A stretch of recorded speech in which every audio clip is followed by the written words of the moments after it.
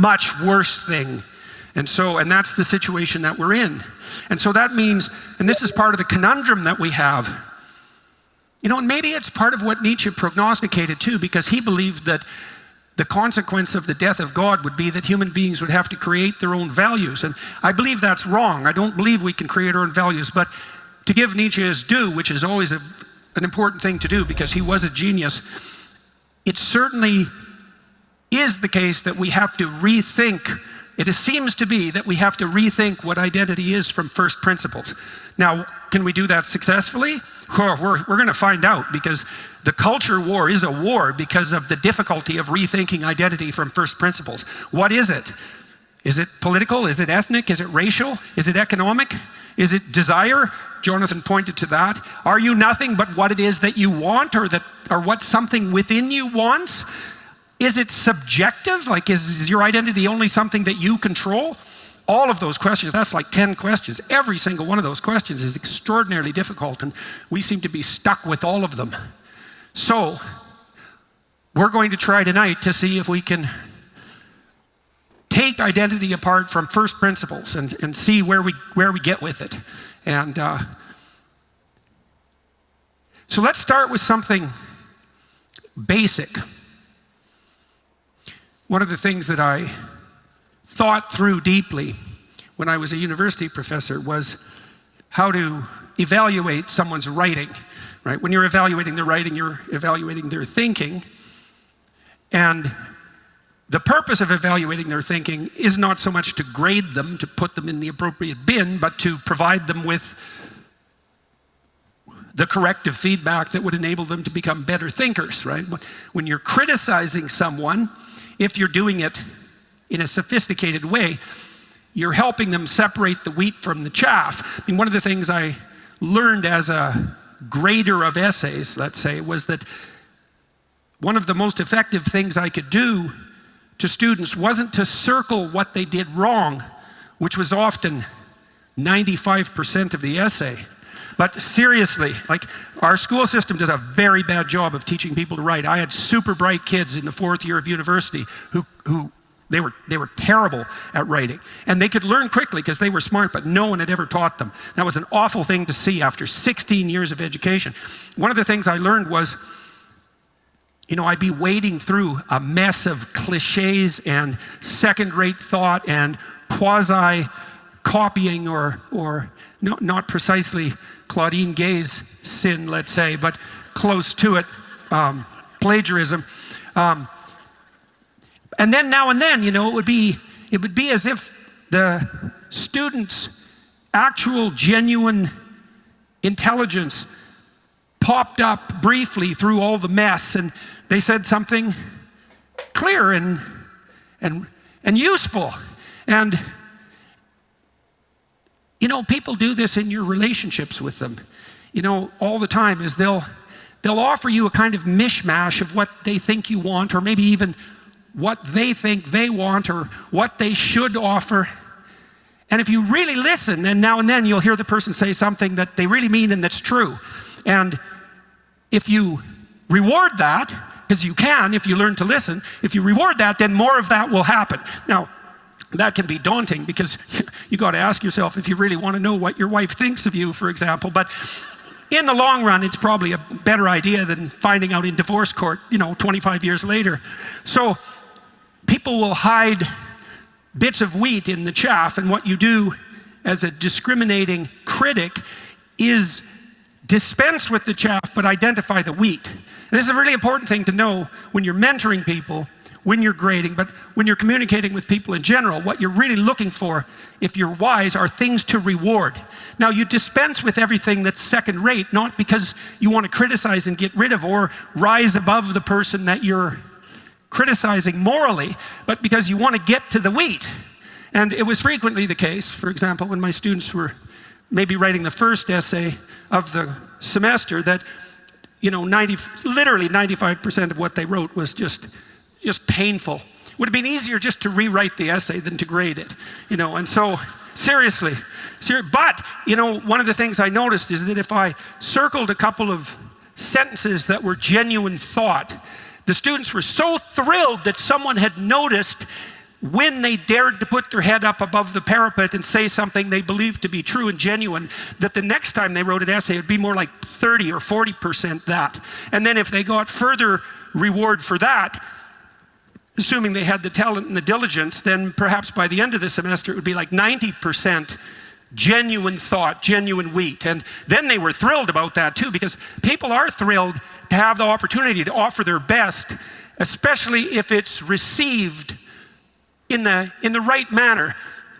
People will often obfuscate and produce what's second rate because they're terrified in their heart of hearts that if they did reveal themselves genuinely, which is also a way of making yourself vulnerable because it lets people see who you really are. If they did reveal themselves genuinely, that would be rejected. And so part of the reason that my students delivered such dross to begin with was because they had a history of having what they offered that was good ignored or condemned.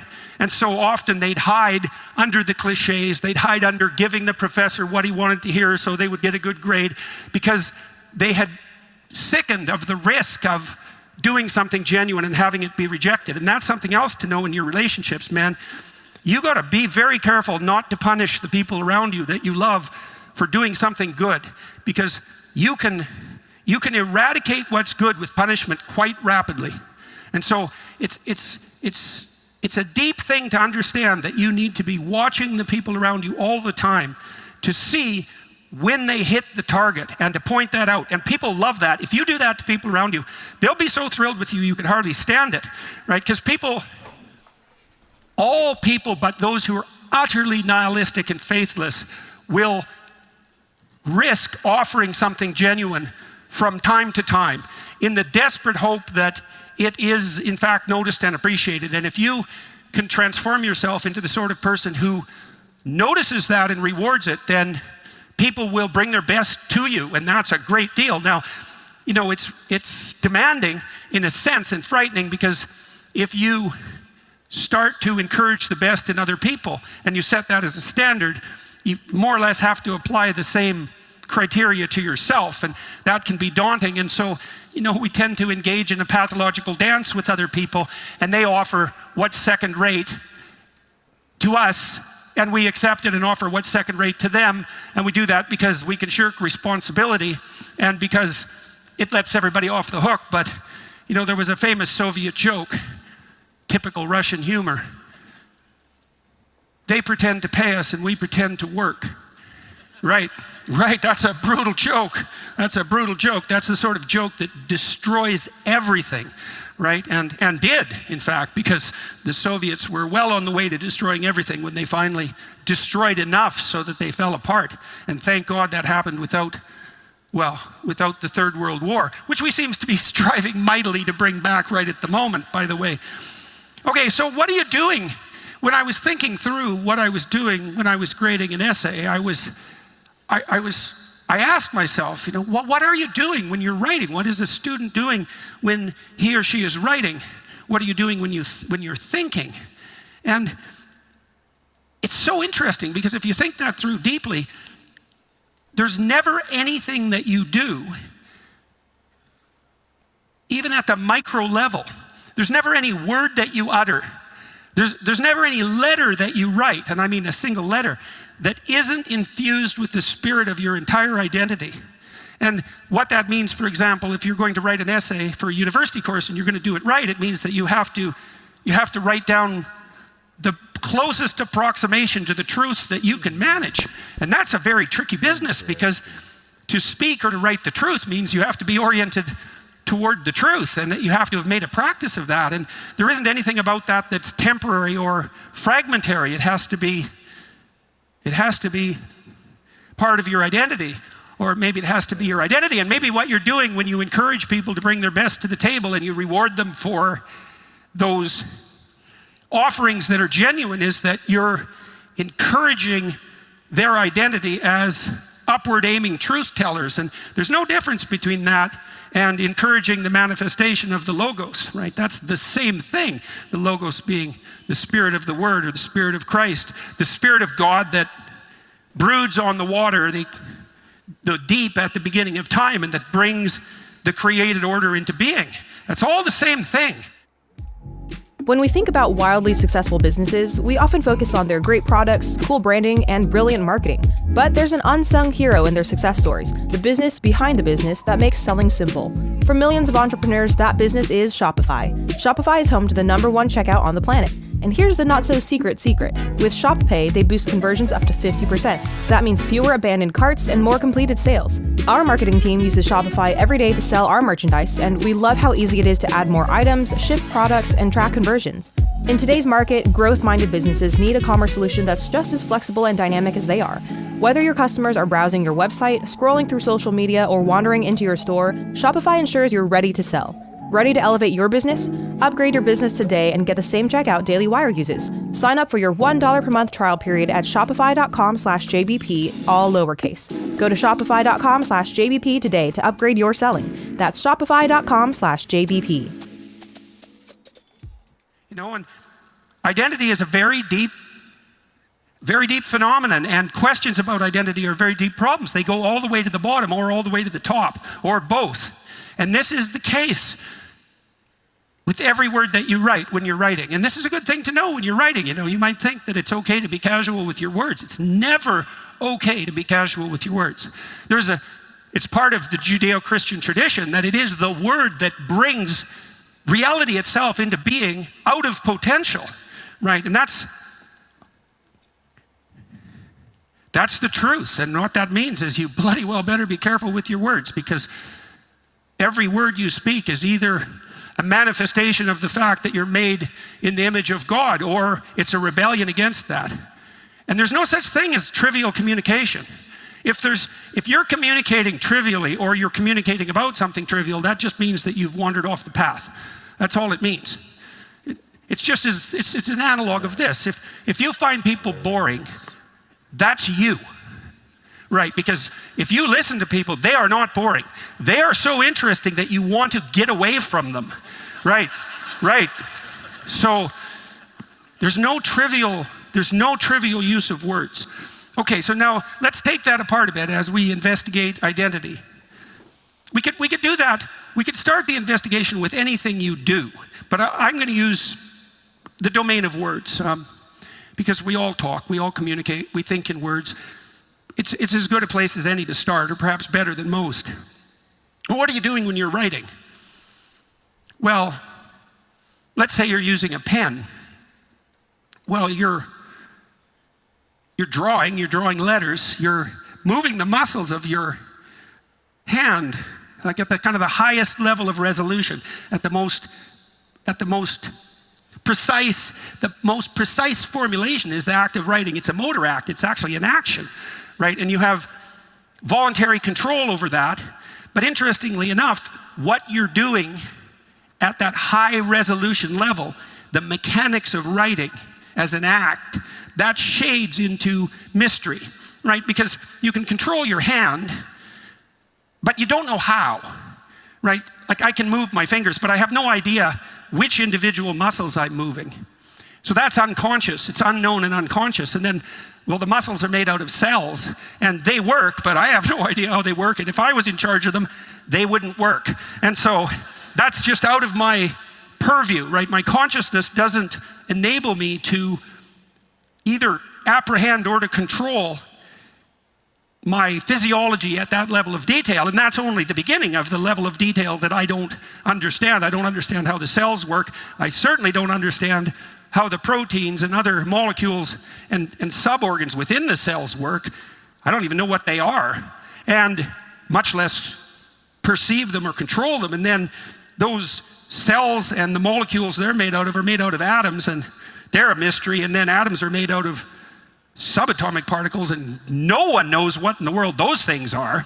And so the reason I'm telling you this, there's a very specific reason, is that even if you're a reductive materialist, what you can see is that there are elements of what you do. Let's say what you do is part of your identity. There are elements of your identity that shade into mystery, right? At the material level, you can move your hands, but that's about as far down into the physiology as you get. There's all these other layers underneath that who knows how they function.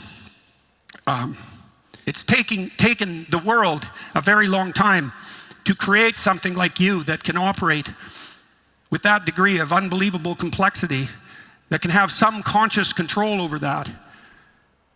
There's all that mystery underneath what we're capable of consciously apprehending. So our identities shade into the mysterious as we move down into the material realm. Okay, so that's a good way of thinking about it. We have a conscious domain that we can apprehend. There's a mystery on the material side.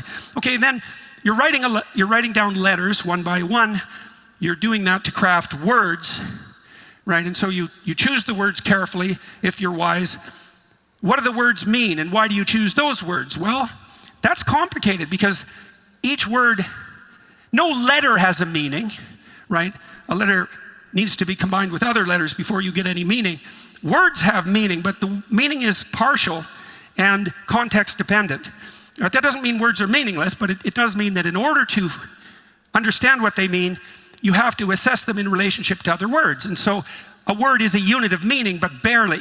A phrase starts to be a little more meaningful, and a sentence is even more meaningful than a phrase. And then you understand the meaning of a sentence in the context of something like a paragraph. Like what a paragraph should be is a collection of sentences that address an idea coherently. And if you're listening to someone who's sophisticated speaking, they'll speak in paragraphs, and the sentences within the paragraphs will have some relation of meaning to one another. Otherwise, you think the person is all over the place, let's say, and could well be. And the more coherent you are as a personality, the more sophisticated your ability to erect structures of meaning at broader and broader levels of sophistication. And so a very sophisticated speaker or writer will pick the right word and put it in the right phrase and put that phrase in the right sentence. The sentence will be an accurate representation of the aim of the thought. It'll have a certain rhythm, a poetic rhythm. It'll have a certain beauty. It'll have the proper relationship with the other sentences that surround it. That'll make up a paragraph. Then the paragraphs themselves have a harmonious relationship with one another, so that when you read paragraph 1 and then you read paragraph 2, paragraph 1 informs paragraph 2, and paragraph 2 perversely also informs paragraph 1, right? And so part of this is a question of where's the meaning in a text, and the answer is, well, the meaning is at multiple levels simultaneously. It's like the meaning of the world.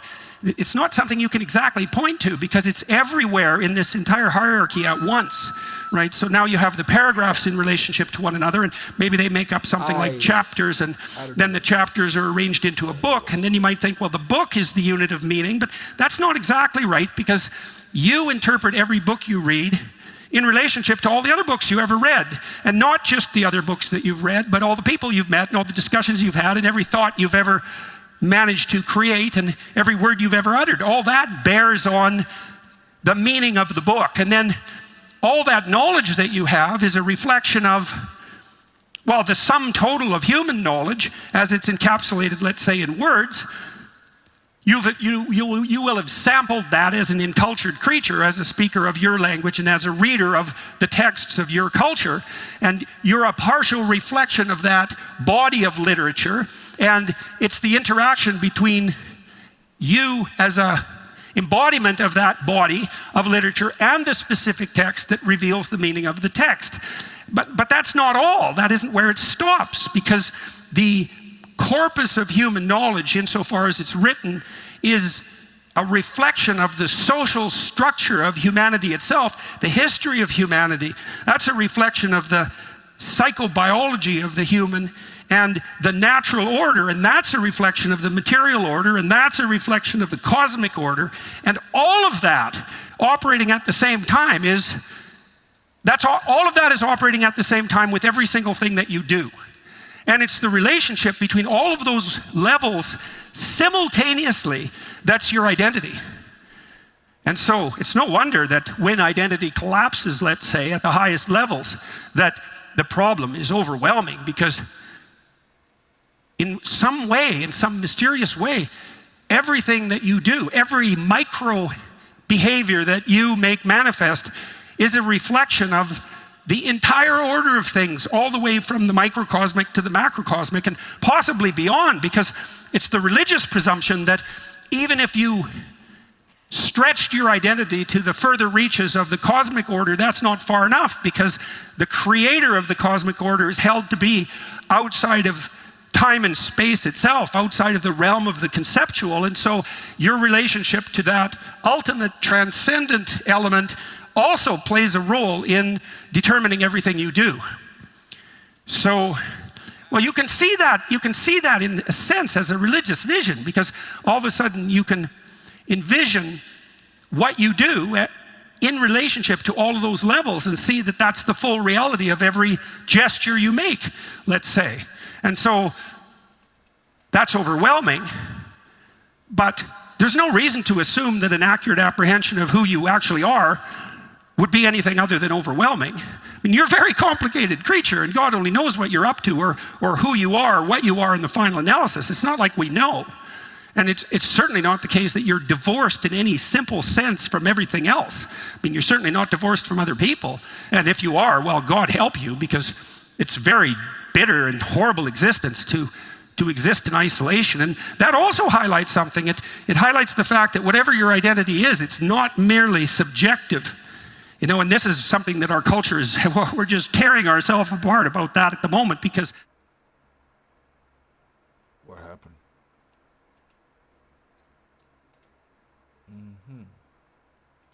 I mean that because what you want from other people is you want their desires to take you and the world into account, right?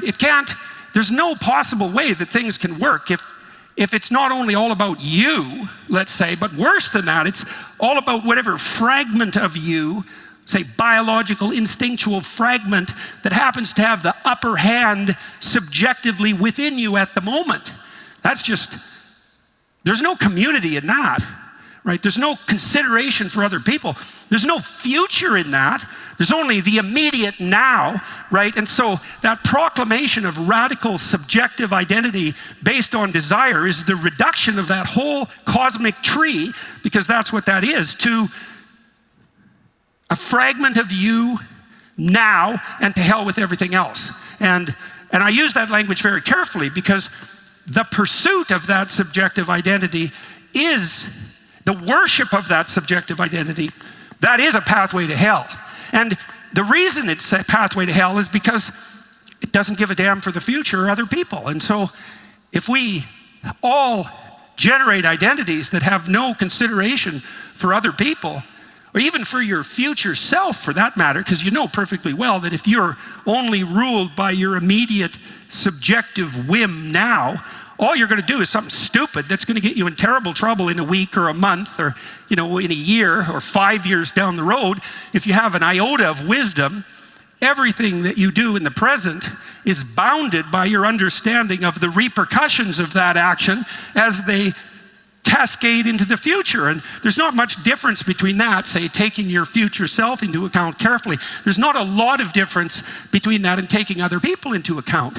You know, in a harmonious marriage, for example, presuming such a thing exists, it's something to aim for, at least. In a harmonious marriage, there isn't a lot of difference between taking care of your wife, say, or a wife taking care of her husband, and the husband taking care of himself, all things considered, or vice versa. Because, well, the thing about being married to someone is, well, they're there right now, but they're also there tomorrow, and they're there next week, and they're there next month, and next year. And so everything you do with them or to them, it sticks around. And so conducting yourself so that their welfare is, let's say, your highest consideration, their genuine welfare. That's not what they want or even exactly what they need, but their highest welfare. There's not much difference between making that highest welfare your aim and treating your future self optimally. You know, because you know this perfectly well, because there's almost no hell that's more miserable than a really bad marriage, because it's so immediate and it's right there and it's there all the time. And so, you know, if you conduct yourself in your own life so that it's all about you and you're married and so your wife takes second place, the probability that your relationship is going to transform itself into something that makes all about you hell is like, it's 100%. This is also why it's so useless to be selfish. It's like, well, what do you mean selfish exactly? This Christmas, as we celebrate the gift of life, you have an opportunity to share the same gift with a mother and her baby. Imagine a young woman facing natural sexual aches. We could be, what self are you talking about when you're selfish? Right? We think, well, selfish means that it's about me. It's like, no, it's way worse than that. Because it could be about you in the higher sense, right? It could be about you in a way that took you tomorrow and you next week and next month and into the future into account. That's kind of maturity, right? If you're mature, you're not bound to the present. And so you could be selfish in a way that was sophisticated so that you didn't do stupid things right now because they're entertaining or because they rectify a desire that would get you in trouble in the future. So when you say someone's selfish, that isn't exactly what you mean. You mean that they're bound to the present in a way that makes them only the servants of their immediate desire, right? And that's a form of radical immaturity, right? Because that's a mode of being that's characteristic, let's say, of 2-year-olds before they have any cortical maturation at all, before they're sophisticated social agents, before they understand that the future exists, before they're able to take other people into account. And so the notion that your identity is subjective in that narrow sense, so that only you can define it, for example, or that you should be the servant of your own desires, you're not the servant of your own desires, you're the slave of your own desires. If they're local and immediate and you don't have the discipline or the wherewithal to control that, you're not the master of your own fate. You're not acting out your subjective self. You're just the prisoner of the instincts of a 2-year-old, but the instincts of a warped 2-year-old who should have been 2 when they were 2 and not when they're 40, right? So this identity. So why did we get obsessed with the idea of subjective identity? Well, I think this is where, I thought for a long time, if I had to classify myself politically, I thought for a long time that I was a classic liberal. And to some degree, and I mean really in the classic sense, I don't mean in the progressive sense, whatever that is, that the liberal philosophy is essentially the presumption that the cardinal level of identity in a political system should be the individual, right? And there's some things to be said about that. I think that a political system that shifts to the group as the locus of identity is very dangerous and unstable. So if it starts to become about race, for example, or ethnicity or gender, sex, let's say, like we should say, sex, and if the emphasis is on the group, then you get the war of groups against groups, and that's not good. And the individual who's capable of suffering gets subjugated to the group. And groups get elevated above one another. That's a very bad solution. But the atomistic individual solution is also not good. The thing about classic liberalism, right, that insistence on the primacy of the subjective is, and the classic liberals knew this, that only works in a society, well, that's the question. When does that work? And the classic liberals, they kind of knew this. They knew that the presumption that the individual was sovereign could be treated as sovereign and could be treated as the cardinal unit of analysis and could be treated as the locale, let's say, of divine right, natural rights. That was only sustainable in a culture that was intrinsically moral, right? So let's say, that's why, for example, your nation is established as one nation under God. You can pursue your individual happiness, but that only works if collectively and individually you're doing something like aiming up. And what that would mean is that surround I described as characteristic of identity, right? Sort of stretching up into the cosmic order. That's intact and functioning. Now, I would say a society that's integrated in relationship to its religious story has that surround. And people who are acting out the ethic that might be associated with that religious surround can treat themselves as individuals. But if the surround disappears, then every individual wars against every other individual, right? Things devolve into chaos. You need a unity of belief in the transcendent in order for the individual to be the proper unit of analysis. And then, of course, that begs the question, and that's certainly the question of our time. Well, what is that transcendent surround? How do you conceptualize that? That's another question about what constitutes identity. So let's dig into that a little bit. What beliefs, presumptions, elements of identity are necessary so that the individual can be free and sovereign? All right. I used to ask my students, for example, why they were writing an essay. Why are you bothering with this, right? What's your motivation? Well, the thoroughly indoctrinated and thoughtless students would say, well, to get a grade. And I had students who literally could not think beyond that. They had no idea that there might be some utility in either thinking or writing outside of the practical consequences of getting the grade. And I'm not saying that to denigrate the students. I'm saying that to indict the education system, because these were students, this was mostly at the University of Toronto where this happened. These were very high caliber students. So they were the beneficiaries, let's say, of 15 years of education. And many of them had no idea that thinking was useful, right? Well, and it is a bit of a mystery. It's like, why think? Well, if you think before you act, you decrease the probability that you'll do something cataclysmically stupid. So that's the issue. That's why you want your thought criticized, because if you have a stupid idea and you act it out, then terrible things will happen to you. And maybe if you discuss your stupid idea with someone who loves you, they'll point out critically why it's stupid, which will hurt your feelings, but you won't die. Right, and so parents do that for teenagers all the time, right? And mostly they don't die as a consequence. So what are you doing when you're writing? Well, you're writing. Why are you writing the essay? Well, let's say on the philosophical side, to improve your thinking.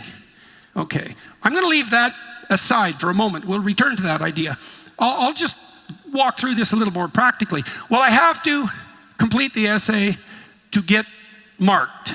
And then I have to, why do you care if you get a mark? Well, I can't pass the course unless I get a mark. Is why do you care if you pass the course? Well, if I don't pass the course, I can't finish my year.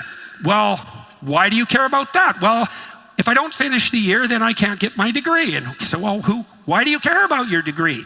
But there's an infinite regress in questioning here. Why do you care about your degree? Students start to get uncomfortable if you push them to that point, because they often have been on a kind of automatic track, right? It's that, especially if they're conscientious students, they went to university because, well, that's the thing you do if you're smart once you graduate from high school, or it used to be the thing you do if you're smart. Now, I don't know what you do if you're smart. Maybe you go to Peterson Academy. So, well, $300,000 to become an idiot nihilistic Marxist seems like a very bad deal to me. So,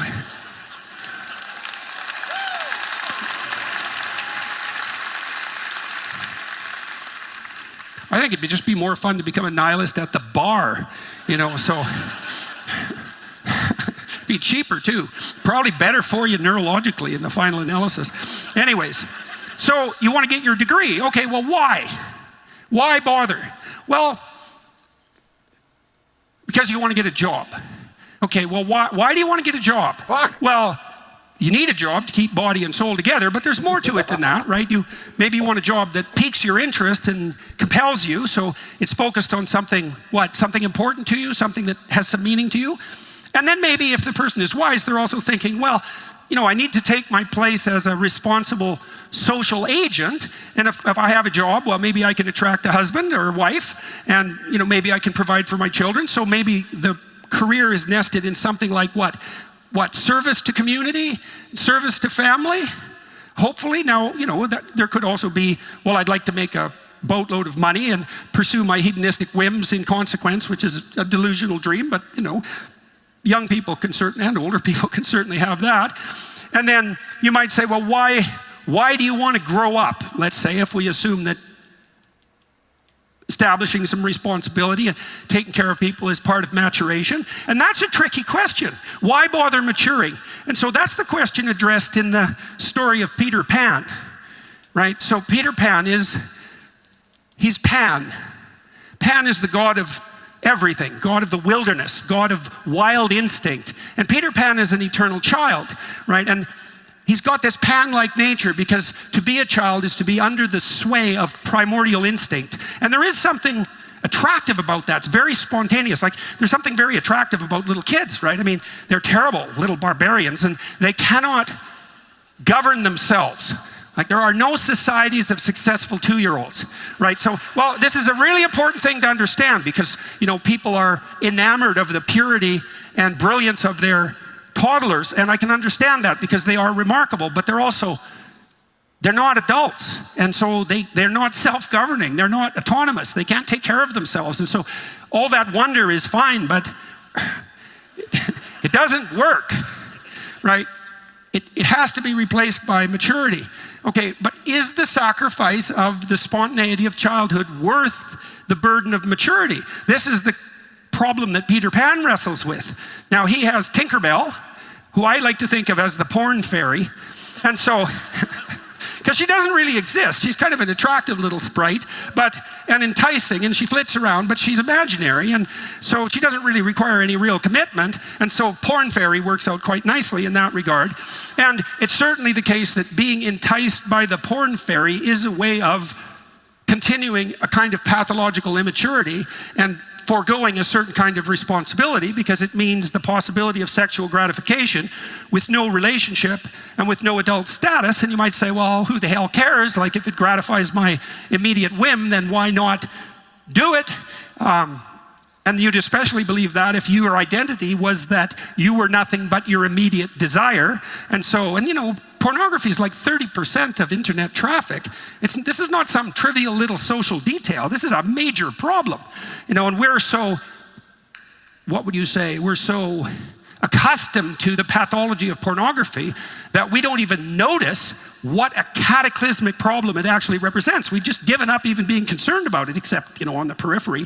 So that's not good because it's an immense enticement to this sort of hedonistic immaturity that is one of the consequences of the collapse of our identity. And so, but that isn't the only issue that Peter Pan wrestles with. Now, you may remember in the story that he makes friends with this girl, Wendy, and Wendy's an actual girl, and Wendy decides she's going to grow up and age, right? And she gets married and she has children, and Peter Pan remains in Neverland, which is where everyone immature lives, in a land that doesn't exist, and he's king of the lost boys, which is a kind of king, but if all your subjects are lost boys, and you're the king, that kind of means you're the most hopeless of the worst of the lost boys, it's like being the tyrant of a totalitarian state. It's like, well, are you the most successful or the least successful? And I would say, if you rule over hell, you're the least successful devil in hell, not the most successful devil. And so that's a good thing to know about tyrants. And so Peter Pan maintains childhood. He refuses to move to maturity. He satisfies himself with the imaginary feminine, foregoing any relationship with a real woman, a sacrificial relationship with a real woman. Well, why sacrificial? Death of childhood, death of immaturity, the necessity to forego all other sexual opportunities, all that's sacrificial. Sacrificial in relationship to what? Maturity and responsibility. Well, why bother with that?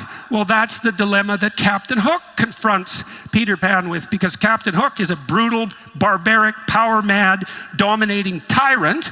And when Peter Pan looks to adulthood and sees the face of Captain Hook, he thinks, I don't want any part of that. And Captain Hook is worse than a mere tyrant because he's a coward as well. And what's he afraid of? Well, he's afraid of death and time. And how do you know that? Well, what chases him? Well, it's a crocodile. And the crocodile is a predator, and time is the ultimate predator. And the crocodile's already got a taste of him, just like it has a taste of all of us, which is why he's missing a hand. And it has a clock in its stomach that's ticking. And so Hook is a tyrant because he's terrified of predatory time. He's terrified of his own mortality.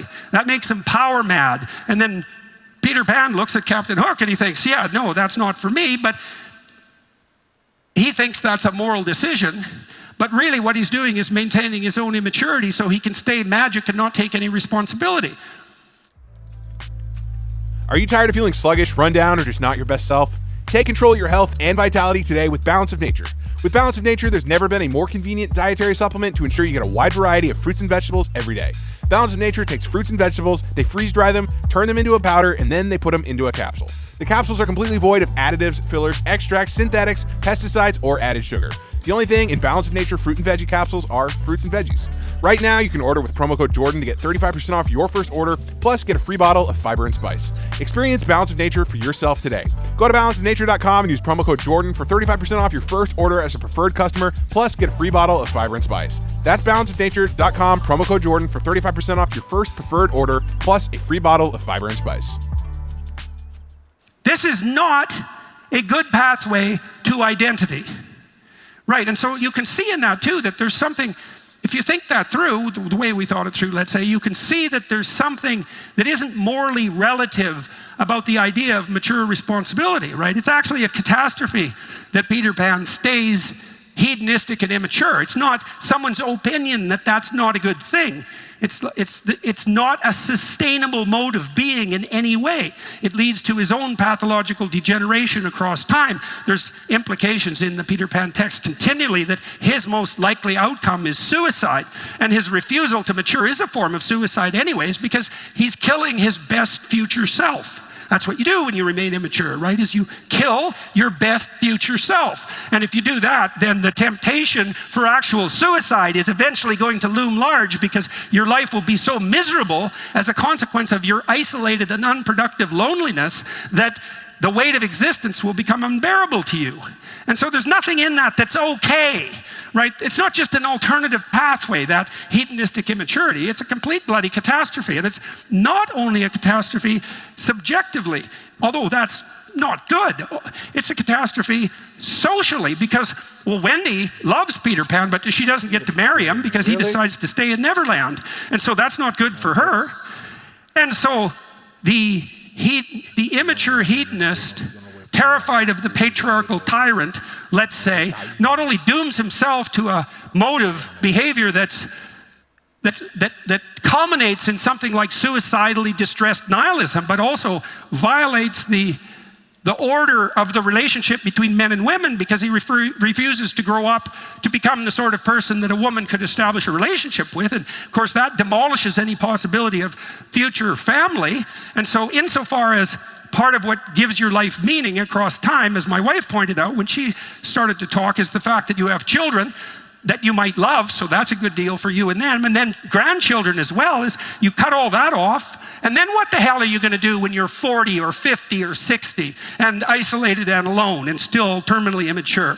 So the probability that that's going to be a good time for you is pretty low. It's not going to be a good time for anyone that knows you, that's for sure, because what the hell good are you? And it's worse than that, because the bitterness that will accrue to you as a consequence of that pathway to failure, that consequence of failing to make the right sacrifices, is that you'll become bitter and dangerous. And so that's not good socially. And so there's none of that that's morally relative, right? That's as stark a fact as anything you could ever hope to run across, or maybe the starkest of facts. And so you write the essay and you get the grade and you get your degree so you can have your career, so you can mature, so you can be useful to yourself now and your future self, and so you can be useful to your wife and your children, and so that you can extend yourself across time. And if you do that properly, then that isn't where it ends, because maybe you're also a model for other people. You're a mentor for other people, at least by example and maybe by practice, right? And you establish a mode of being that, if replicated by others, stabilizes the whole social order and makes it trustworthy and productive. And then everybody can trust each other and cooperate. And if they all trust each other and cooperate, then they can do impossible things together, and they can make the desert bloom and everyone can thrive. And so that's a good deal. We know that one of the best predictors of long-term success from a psychological perspective is trait conscientiousness. It's not as good a predictor as native intelligence, let's say, but it's a good predictor, and you want to hire conscientious people for most jobs, and conscientious people are willing to forego immediate gratification to take care of the future. That's a sacrificial gesture. They'll let go of what they want and need right now to stabilize things in the long run and for other people. And that's the very definition of maturity.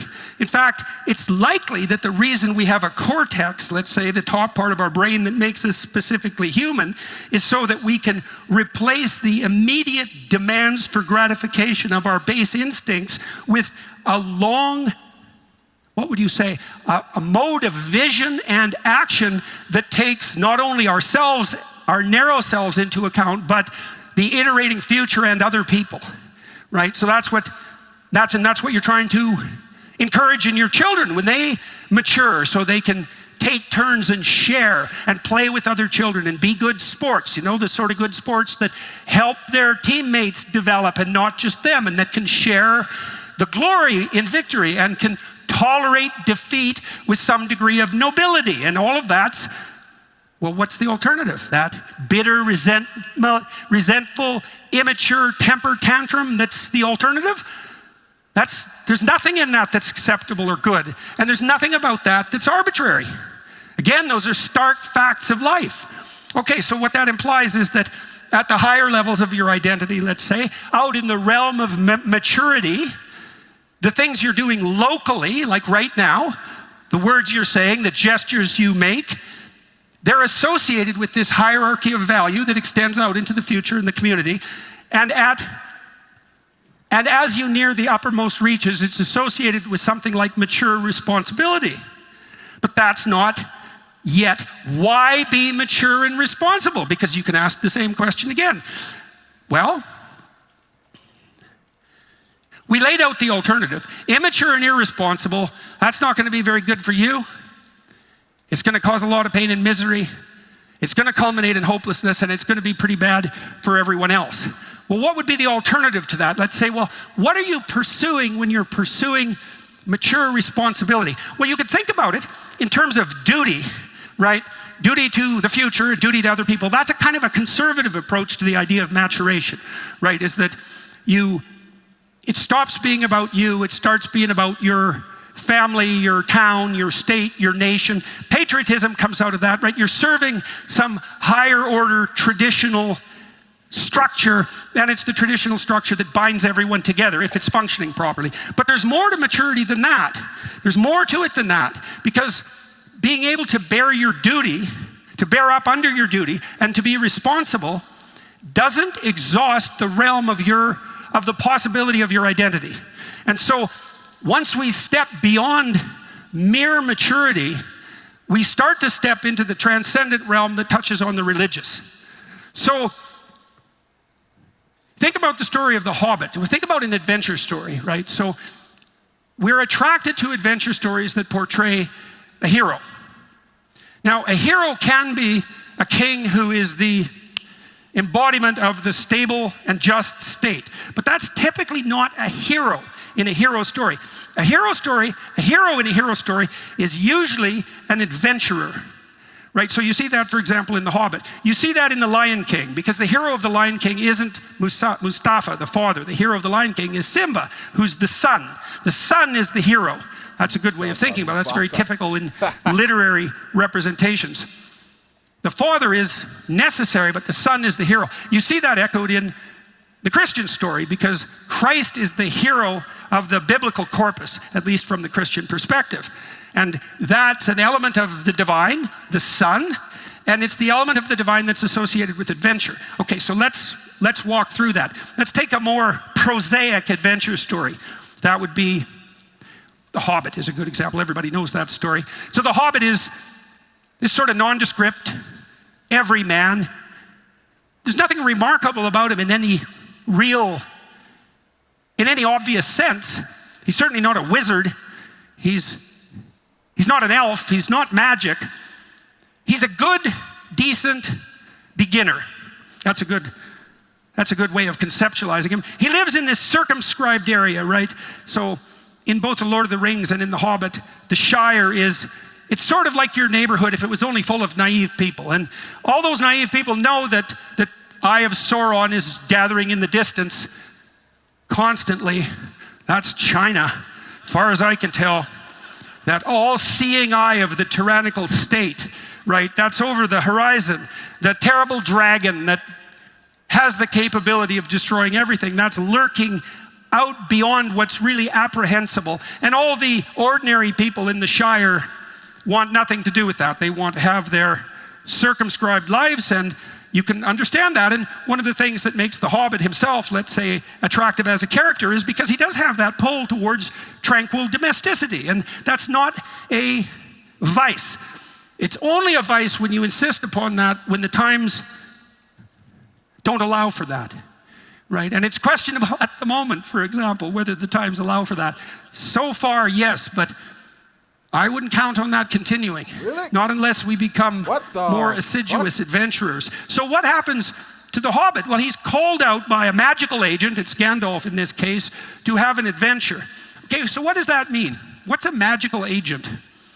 A magical agent is one of those things that you encounter in your life that transforms your aim. It transforms your identity. So you can imagine that you have a stable identity from time to time. You kind of know who you are, but then imagine that, well, fair enough, but what about the possibility of further development, right? Because if you were really who you could be, you wouldn't only be what you are properly, you'd also be moving towards something more, right? And so if your character is fully developed, sort of at the outer edges of your identity, beyond mere maturity, you're not only mature and responsible, you're an agent that's transforming itself into something that's even better. And what happens in your life is there are magical occurrences that transform your aim. And sometimes those are people that you meet that are mentors or who inspire you in some way, or sometimes it's the call of your conscience. There's something bothering you deeply and you decide to pursue that. Sometimes it's someone you fall in love with or an opportunity that falls in your lap and that requires you to sacrifice who you are so that you can take the next step to become who you might be. And that's what's portrayed in the story of the Hobbit in a mythological manner, because the Hobbit goes outside his zone of comfort like Abraham in the Old Testament and has to develop elements of his character that he had regarded as undesirable even. The Hobbit himself has to become a thief in order to become a hero. And what does that mean? It means that you never know when you might need the darker sides of your character integrated within you in a manner that doesn't terrify you in order to take the next step forward. You know, if you're not a bit of a monster and you encounter a monster, you're going to lose. So you need to have some of the monster within you. That's what happens to Harry Potter, right? That's why he is able to attain ascendance over Voldemort. He has a piece of Voldemort's soul hidden inside him, right? You can call on the part of you that has the capacity for mayhem to protect you and those you love when mayhem comes threatening. But that has to be developed, and that's a terrifying thing morally, because it's easy to be dutiful and narrow and not allow that capacity to reveal itself, but you never know when you're going to need it, and you're definitely going to need it when the dragons come flying in. And so, well, why the dragon? Because that's what the Hobbit eventually has to confront, and that's the oldest story of mankind, the confrontation with the dragon. Literally, the oldest story we have is the Enuma Elish from Mesopotamia, and it's the story of the combat with the dragon.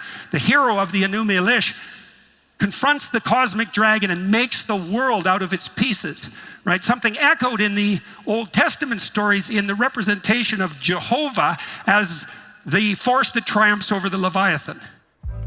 What does the future hold for business? Ask 9 experts and you'll get 10 answers. Bull market, bear market, rates will rise, rates will fall. Can somebody please invent a crystal ball? Until then, over 38,000 businesses have found a way to future-proof their operations with NetSuite by Oracle, the #1 cloud ERP. Imagine having your accounting, financial management, inventory, and HR all seamlessly integrated into one fluid platform. That's NetSuite. With this unified business management suite, you're not just juggling numbers, you're wielding a powerful tool that gives you the visibility and control to make quick, informed decisions. It's like having a map in a maze of market uncertainties. Real-time insights and forecasting? Check. It's like peering into the future with actionable data at your fingertips. And here's the game changer. You'll be closing your books in days, not weeks. That means less time drowning in paperwork and more time focusing on what truly matters, steering your business towards success. Here at the Daily Wire, we are proud to partner with NetSuite because they are leading the way in future-proofing operations for businesses around the world.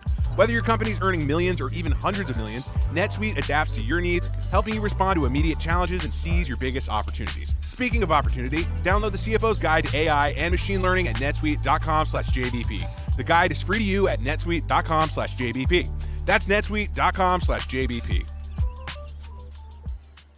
Right, so there's this idea of combat with, well, what's a dragon?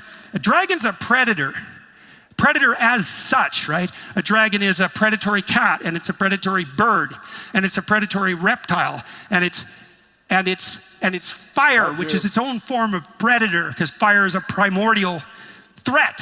And so a dragon is an amalgamation of everything terrifying into one figure. And the hero who exists at the ultimate edge of identity is the ordinary person who takes it upon himself to transform himself into the hero who can confront the dragon and prevail. And what does prevail mean? Well, it means to gain the treasure that the dragon eternally guards. And that's the next level of identity, that hero story on the outer edges of, what would you say, the cosmic reaches of human identity. But that's not the outermost limit. And you see, as you move farther out, or farther down, or farther up, pick your metaphor, you wander into territory that's increasingly religious in nature. And so let me lay out a level of identity that's even beyond the mythological hero.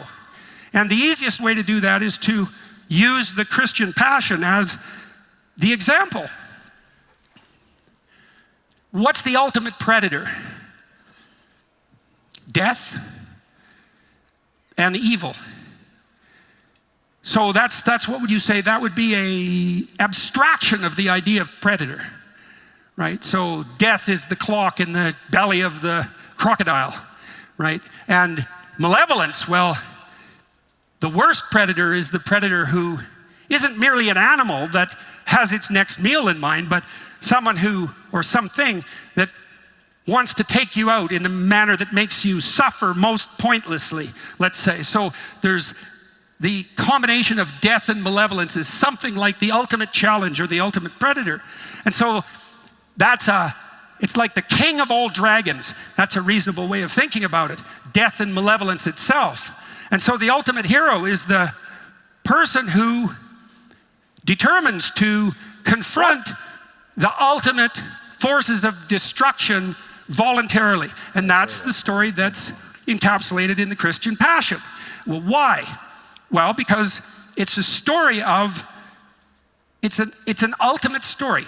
It's the story of the ultimate exposure to the furthest reaches of mortal catastrophe. So you can just think it through, I mean, rationally, not asking for any suspension of disbelief here. I'm telling you how this story of identity works. So it's a terrible thing to die. That's tragedy. It's a worse thing to die young. It's a worse thing to die after being tormented when you're young. It's a worse thing to die if you're tormented at the hands of your own people, and you're betrayed by your best friend. And your own people choose to torment you even when they could have picked someone they knew to be a villain to substitute for you, even though they knew he was a villain and knew you were good. It's worse to face that fate at the hands of your own mob if behind that fate there's a foreign tyrant who occupies your land, right? The barbaric empire of Rome in the story of the Christian passion. It's worse to have all that happen to you when you're young. It's worse to have it happen to you when you're young in front of the people who love you, particularly your mother. It's worse to have all of that happen in the most unfair and torturous possible manner, which was the crucifixion, because that's why the Romans designed that punishment. And that wasn't bad enough because crucifixion wasn't sufficient to satisfy the bloodthirst of the mob. So Christ had to undergo a flaying before being crucified. And none of that's bad enough yet, because the worst possible tragedy is all that, but not only all that inflicted on the least possible deserving person. Right, so that's an ultimate tragedy. And that's not enough yet. And so we're really stretching out to the furthest possible reaches of identity. There's a Christian tradition that after Christ is crucified, because all of that's not enough, he has to descend into hell itself. And what does that mean? It means that at the ultimate reaches of human identity, it's not only the confrontation with catastrophe and death that's required, but the full-fledged confrontation with malevolence itself. And then the ultimate hero is the person who can do that voluntarily, without being corrupted, while maintaining his upward aim. That's identity. All of that's identity, right? That's that Jacob's ladder that stretches up from the earth to the heavens, right? That situates every person in the confines of a heavenly hierarchy with that ultimate heroic sacrificial gesture at the pinnacle. Well, why? Well, the person who dares the ultimate gains the ultimate reward. Well, that's represented in the gospel text as the resurrection. That's represented as the reconciliation of God and man, right? As the antithesis to death and evil. And it is the case that to the degree that each person is capable of voluntarily taking on the burden of being unto themselves and moving forward and upward, despite that catastrophe, that death is overcome and evil defeated. And so all of that's true, and the collapse of that truth leaves us in a situation where our entire identities are up for question. Now, the alternative to that is something terrible, because the alternative is coming to understand what identity means. And coming to understand that means coming to understand what I just described, is that that's the burden that's placed on people who want to get to the bottom of what constitutes identity, right? Is that you're called upon to maintain your upward aim regardless of the catastrophe of life.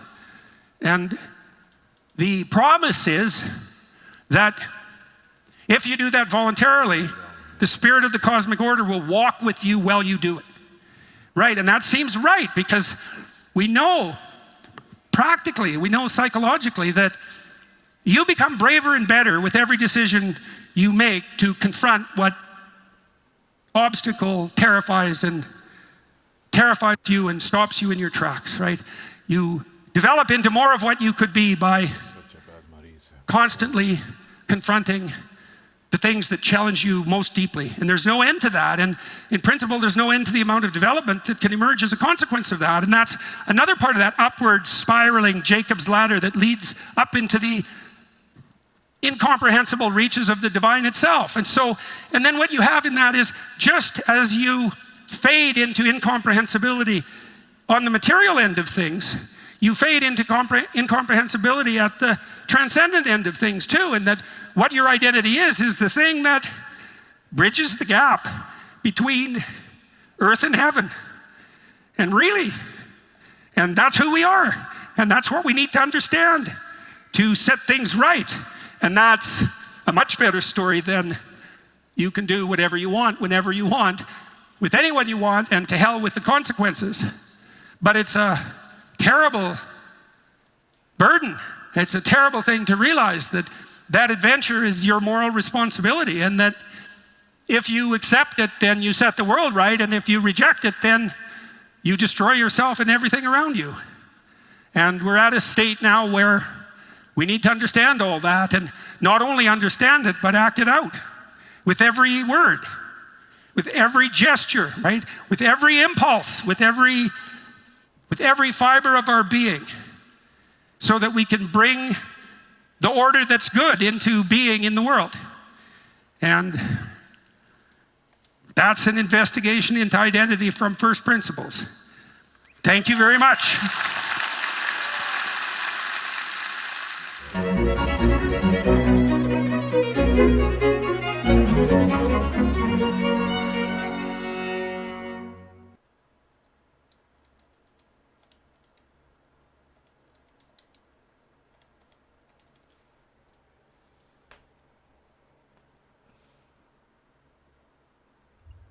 Because Fury is from a gypsy background, and those boys are taught to fight at the age of 3 or 4 years old, and it's in their culture. They all fight. They all trained as boxers. And telling you as someone who has broken up fights with gypsy kids when I used to teach them, they are taught never to back down. You never back down. You always go for it until the very end. I remember when I was watching the Fury Wilder fight, and I remember someone saying to me, like, he's knocked down, he ain't getting up. I'm like, mate, trust me, he's going to get up. He's going to get up. Yeah, and then, but that's why Fury's a force of nature. It's that technique he has, which has been instilled in him from basically the moment he could walk. Technique and huge. And if you watch the Usyk fight, he was touching Usyk up in the beginning of the fight. Yeah. I mean, that reach and that jab, the accuracy that he has, he was doing really well in that fight until he started to slow down a little bit. And Usyk wound up just catching him. Yeah. Bro, it's an exciting moment in UFC as well. The one that would just happen. Chimaev, fuck me. Bro, he's terrifying. He does it to everybody. Everybody he gets a hold of, he just ragdolls. Even like really elite wrestlers. It's very extraordinary. His talent is undeniable. And Robert Whittaker, like seeing him breaking Robert Whittaker's jaw just by squeezing across his face. Apparently, Robert Whittaker had a broken jaw when he was a child, and he had it work done, but it's always been vulnerable. Like his front teeth had been pushed in before. In the Drekus Duplessis fight, he had a problem with it as well, apparently. But this was different because this was like Chimaev got the blade of his forearm across the jaw, and it was like just crushing those teeth, and it goes into his mouth. You saw the photo? Yeah. What it looked like? Yeah, man. Do you think if that doesn't happen, Whittaker stands up? Who knows? I mean, Chimaev was smothering him. Whittaker looked exhausted. It was very early in the fight, too. Yep, first round. I mean, it's just the amount of technique that Khamzat has and the intensity of his attack is unlike anybody else. He's so talented. He's so good at grappling, and his stand-up is fucking dangerous, too. And I think he's way better at 185. I really do. I think at 170 he was killing himself to make that weight. And now you see him at 185. I think he has more energy. He's more than big enough for those guys. He's huge. He's a big guy. He's good, man. He's really fucking good. But Ilia Topuria, that was the most shocking. It says that Robert only landed 2 strikes. Wow. That's crazy. I don't even know what he hit him with. Yeah. Might have hit him with a leg kick. I don't remember. I just remember Khamzat shooting. Yeah, 2 leg kicks. Yeah, there it is. 2 leg kicks. So Khamzat just shot in on him and just started beating the fuck out of him. I mean, it was so relentless and overwhelming. And when Robert got up once, Khamzat dove on him again and had him down again in a second. So it's demoralizing. Yeah. Reminded me of Khabib as well, where like you get up, you get straight back down, and then you just run out of energy, right? Maybe even more intense, because maybe even more dominant. You know, like to do that to Whittaker like that, a guy who's a world champion. Like even the Conor fight, it took a while before he overwhelmed him. You know, it took a while before he was just beating Conor's ass. Like the beginning of the fight is more competitive. Like this was just a overwhelming victory. Khamzat just charged in, dove in, got him down, and mauled him until he broke his face. Do you think it's different with Duplessis? Because he can wrestle. He can wrestle. He's got very good jiu-jitsu. He hits fucking hard, and he's a big, durable dude. But I don't know if he's going to be able to wrestle with that guy. Like, I don't know, man. The Khamzat's skill is so high level, it makes me wonder. It's like some guys, like you see it in jiu-jitsu. There's some guys that look really good until they fight somebody who's really, really good, and then they get manhandled. You know, it's like everybody looks good until they face Gordon Ryan.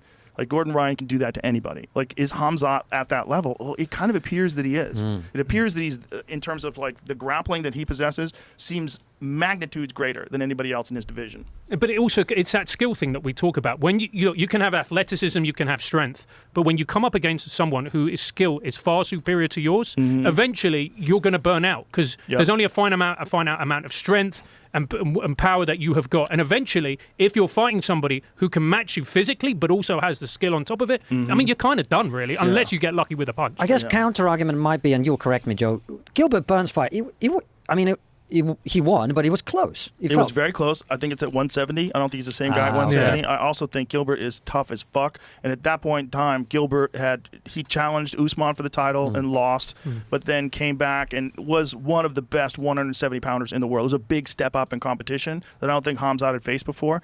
And Gilbert is a world champion in jiu-jitsu. He's a very, very, very good grappler. So there's a difference there. When you get Gilbert to the ground, it's not that simple. Like you're fighting off arm bars and triangles and guillotines, and he's back up to his feet. There was a lot of wild scrambles. It was just, Gilbert's a little older now, but back then he was really in his prime or close to it, and he's just that fucking good. That's why that fight was so close. It's just Gilbert, especially in that fight, he was that good. I mean, it was a war. He dropped Chimaev, cracked him with the right hand, but Chimaev, even when he got dropped, he dove in and took him down. Like, he's fucking good, man. He's good. What he did to Whittaker was just, nobody thought that was going to happen. That was crazy. That was scary. Yeah. That was scary. And then what Ilya did to Max is even scarier, too. Oh, wow. Because I saw Max as being totally in control of that entire fight. I was like, he's got it tactically, he's got him, he's going to win this. And then I wouldn't have said that. I wouldn't have said that. I would have said there's always danger with Topuria. He's fucking so dangerous. When he hits you, it's different than anybody, especially with his hands. His fucking boxing is so high level.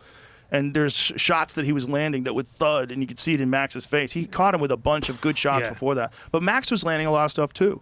But he was forced into these exchanges, and when you're forced into these exchanges, Ilya has superior technique. His punches come straight down the pipe. His hooks are perfect. His distance management is perfect. He's super aggressive, and the consequences of getting hit by him are so grave.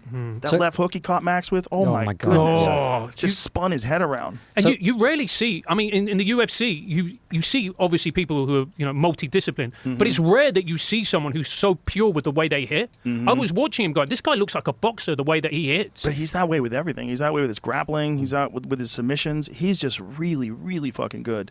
And he's the new guard, right? Like every generation comes up with a new guy who's like a new high water mark of technique. Yeah. That's where Ilya is. So who's going to challenge him now, do you think? Volkanovski. Yeah. They're going to have a rematch. I think Volkanovski taking that fight 3 months after getting head kicked into a KO, that's kind of crazy to do. 3 or 4 months later, he's fighting Ilia Topuria, the most dangerous puncher he's ever faced. I think that was crazy. And I think now he's had a long time to recover. But it's always going to be in his head that guy just knocked me the fuck out. You know? And look, that's the kind of thing that drives a guy like Volkanovski because he's such a warrior. Like, he doesn't shy away from the most difficult challenges. Because if he did, he could have taken some fights with some up-and-coming contenders. He could have said, there's probably someone who wants to challenge him. There's some guy he thinks he could definitely beat. Let me just get this fight under my belt. And then, but he wants to go right back in there and fight for the title again. And am I right in thinking there it's power versus speed? Because Volkanovski is so fast. So quick. Ilya's fast too, man. Yeah. There's no difference in speed. Really? No, I don't think so. Oh, wow. I don't think there's a little bit of difference when you're loading up. You're not going to hit as fast. If you're just trying to like touch someone, you could touch them much faster. But Ilya's fast as fuck. He's not slow at all. He doesn't have any disadvantages. He doesn't have any weaknesses, man. That's the thing. That's why I say he's the new high water mark. There's people that are thinking maybe he's the best pound for pound fighter alive. Like, there's a lot of discussion about that online. It's a little premature, especially when John Jones is still out there, and there's other elite guys that are still out there. But Islam Makhachev's another one. It's a real argument that he's the best pound for pound guy alive. But it's fucking close. He might be the best. And if you think about Volkanovski, a fighter is never the same after they've been knocked out, particularly Especially a blow like twice in a couple of months' time, in 4 months' time. So there's already an injury there. There's already a propensity to get knocked out. There's a weakness, and then you're going up against a fighter with that power. Or you think all he's going to need to do is just connect, and he may be Sparko again.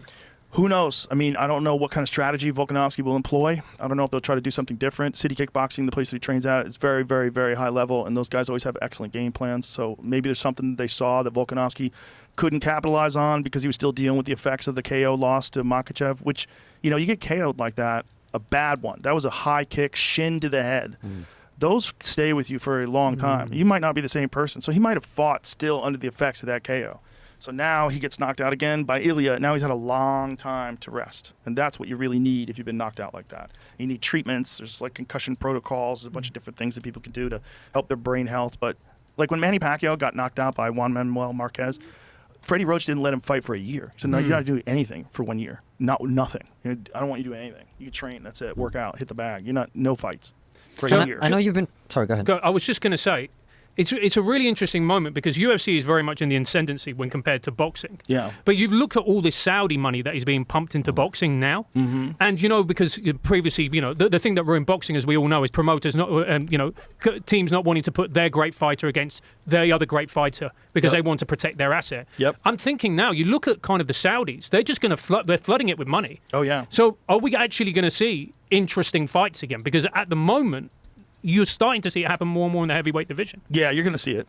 The Saudis are doing a great service in that regard, like giving people fights they want to see. Because there's a lot of interesting fights that can be made. If you can get Benavidez versus Canelo, for instance, like that is the fight that everybody wants to see at 168. That's a fascinating fight. Benavidez at 168 is a monster. And Canelo is the king. So it's like that would be an amazing fight. If they could get them to do that, that would be awesome. They might fight at 175. Who knows? But if they can do that, if the Saudis can come up with enough money, and the other one is Terrence Crawford. Terrence Crawford versus Canelo. That's fucking interesting. That's really interesting. If they can pay them enough money to get them to do it. Because if they can pay enough money, then what you have is a real competitor to the UFC. Because at the moment, I like watching UFC, but I'm a boxing guy. I love it. That's how I was raised. But we always have an argument about it, but it's undeniable that UFC is more entertaining because they're the fights that you want to see. But it's not just that. This is what I was going to ask you, Jay. It's not just about the headline fight. The difference between the UFC and boxing is if you're watching UFC, you're going to see 5 great fights. Right. Minimum. Right. On a card. Right. with boxing, no one watches the undercard. Well, the Saudis doing a much better job of that. Riyadh Right. Season's done a fantastic job of putting compelling undercard fights. And that is also because they're throwing that money around. You know, like the Bivol better be a fight. That was the Riyadh Season put that on. That was a fight that a lot of people didn't know if it was ever going to happen because it's so both guys are undefeated. Both guys are like world champions. Like you can make a lot of money just beating up other guys. You don't have to lose your O. You don't have to have these two guys go to war like this. And all of a sudden, it's made boxing interesting. Yep. Because lots of people are talking about sports washing, and obviously that's a different conversation. But finally now, I'm seeing fights, and I'm like, I want to watch this fight. Yes, it is. It's fun. It's a fun time to be a sports fan. You know, it's I mean, probably like one of the greatest moments ever for combat sports. Like right now. Feels like it. Yeah. It has to be with the UFC because the UFC has kind of redefined what combat sports are, and it's the greatest time ever for the UFC. And then at the same time, boxing is still thriving. Yeah. And it's becoming exciting because you're seeing great fights, and for people like us who grew up in and saw the great fighters of the 80s and the 90s, all of a sudden we see this happening again, and we're just like, actually, I remember why I fell in love with this sport. How about Anthony Joshua and Dubois?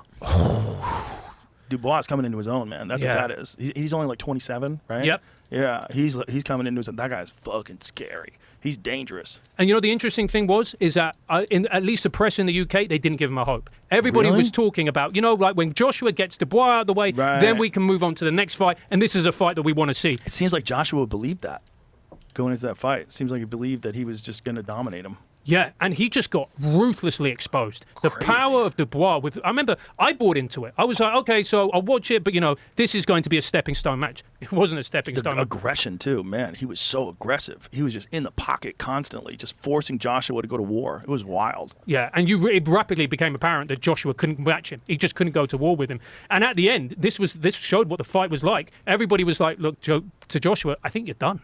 And nobody predicted Isn't that crazy? that. Right after he knocks out Francis Ngannou, and everyone's like, "You're back." Yeah. I mean, he flattened Francis Ngannou, and everyone's like, "Oh, Joshua's back. Look how good he looked." Yeah. Ruthless fucking game, man. You mentioned Ngannou. I'm so gutted. I just heard Dana White say that fight with John Jones is never going to happen. I'm so gutted about that, man. Yeah, I'm gonna stay out of that one. I love Francis. I love Dana. I don't get it. I don't know what happened between those two. They apparently have some sort of a personal thing with each other. Dana says he's not a good guy. Every interaction I've ever had with him, he's a great guy. I really love talking to him. I've had him on the podcast a couple of times. His story about being a child working in a sand mine is crazy. His story about making his way from Cameroon all the way to the coast and then getting sent back to the Sahara Desert like 6 times. It's a crazy story. Being homeless in France and walking into a gym and then all of a sudden becoming the UFC heavyweight champion of the world. It's nuts. It's a crazy story. It's a literal story out of a movie. I don't know what their beef is. No, I don't want to get involved in any beef. I'm just saying that's a great fucking John fight. Jones. Yeah, I wish he fought John Jones. But I'm interested in John Jones versus Stipe. Yeah. Especially if Stipe's healthy. I'm very interested in that. Can I in no way wish to be disrespectful, but just a layman perspective, a lot of people I have heard saying Stipe is too old now. We don't know. He hasn't fought since he got knocked out by Francis, and Francis looked fucking unbelievable in that fight. He was patient and calculated, and his power is just so extraordinary that if he just catches you a couple of times, you're fucked. I mean, Francis hit so hard, and so him knocking out Stipe was not as much as like Stipe doesn't have it anymore. Was that Francis is that good, that big, that scary, a natural 265-pound knockout machine. Yeah, but John Jones, man, come on. Yeah, John Jones is the highest fight IQ of all time, next to Mighty Mouse. Like, fuck, man. He finds a way to win, and he's an unbelievable grappler. That's why that would be such a good fight. His super high fight IQ, use of distance better than anybody, and then this ability to know how to win. And can he win versus that guy? Because if you get clipped once, just once, what he did to Cain Velasquez, just inside, caught him with an uppercut, you see Cain's just lights go out. Like, Cain can take a shot, man. That his power's different. It's just extraordinary. But I think you hit the nail on the head. He knows how to win. And you see it with all great athletes and teams. That even if they're not doing well, even if they're not fighting well, if they're not playing well, they have that extra gear that they can go into. And then suddenly you go, how did he do that? How did they do that? They were on the ropes. It makes people different. And it probably drives you crazy. They say Michael Jordan was out of his fucking mind when he was at his best. It's of course. It's just. But Jones has looked. I wouldn't say beatable, but there are a couple of guys that pushed him. 2 or 3. It's mostly Reyes. he was playing with his food. it's mostly John was bored. He was so dominant that he would not train. You know, when he fought Alexander Gustafsson, they said he barely trained at all and still beat him in the stretch. And then the rematch wanted to prove a point, so trained really hard and beat the shit out of Gustafsson. You know, with John, it's a lot of it is he's so much better than everybody else. Like when he's really threatened, like with Cormier, then you see how good he really is. Like when he knocked out Cormier with that head kick, and that's when you see how good he is, when he's pushed. Yeah. When you see John Jones with a real challenge in front of him. And hopefully that's what the John Jones will see with Stipe. Yeah, let's hope Stipe pushes him. Listen, gentlemen, it's always a pleasure. We just did like forever. It's 5 o'clock here. It's a long-ass podcast. But always pleasure talking to you guys, man. Always a lot of fun. Appreciate you. Appreciate you. Thank you, John. Cheers, Tell Joe. everybody how to see your show. We're on media. YouTube, Trigonometry. We both have a Substack now as well, so check those out too. Yeah, look at you, fancy Yeah. fancy journalists. All right, thank you. Appreciate it, brother. Bye, Thank you. everybody.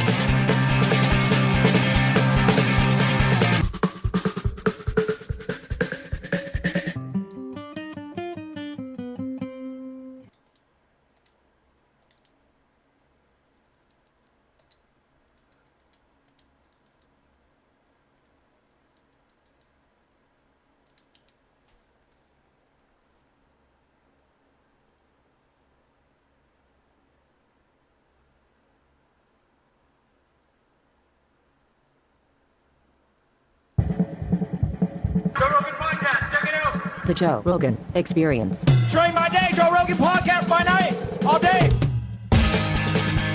And I couldn't, even after we got off the phone last night, I was like, I'm going to go to bed. I couldn't now and go to get a bed few, either. and then I Yeah. just had to watch clips. What time of did I call you? Like 3? 3:30, something like that. Yeah, I was just sitting in front of YouTube watching professional pool on TV going, what the fuck is going on? So, turns out, voting works. It's real. As much as we fucking thought they had it rigged, as much as we thought there was shenanigans and bullshit and it's just a puppet show and there's no way anybody could buck the system, turns out voting is still real. At least partially. At least if it's too big to rig. Yes. And clearly he was too big to rig. Yeah. Wasn't it? It was crazy because it was like for weeks, especially in the close of the campaign, it was one of those things where it felt like, it almost felt like 2008 when Obama was running against McCain, and it was just so obvious Obama was running away with this. Everything you could see and observe, his crowd sizes, the enthusiasm, the culture, it was all behind him. But at that time, the polls were reflecting what you saw everywhere. Obama's up big. He's about to. John McCain's not going to win after 8 years of George W. Bush. The country doesn't want another war hawk. They want this, articulate young peace guy. Right. And it was like that with Trump, where it's like all the signs are that he's clearly running away with this. But then every single poll told you, no, this is the closest election of your lifetime.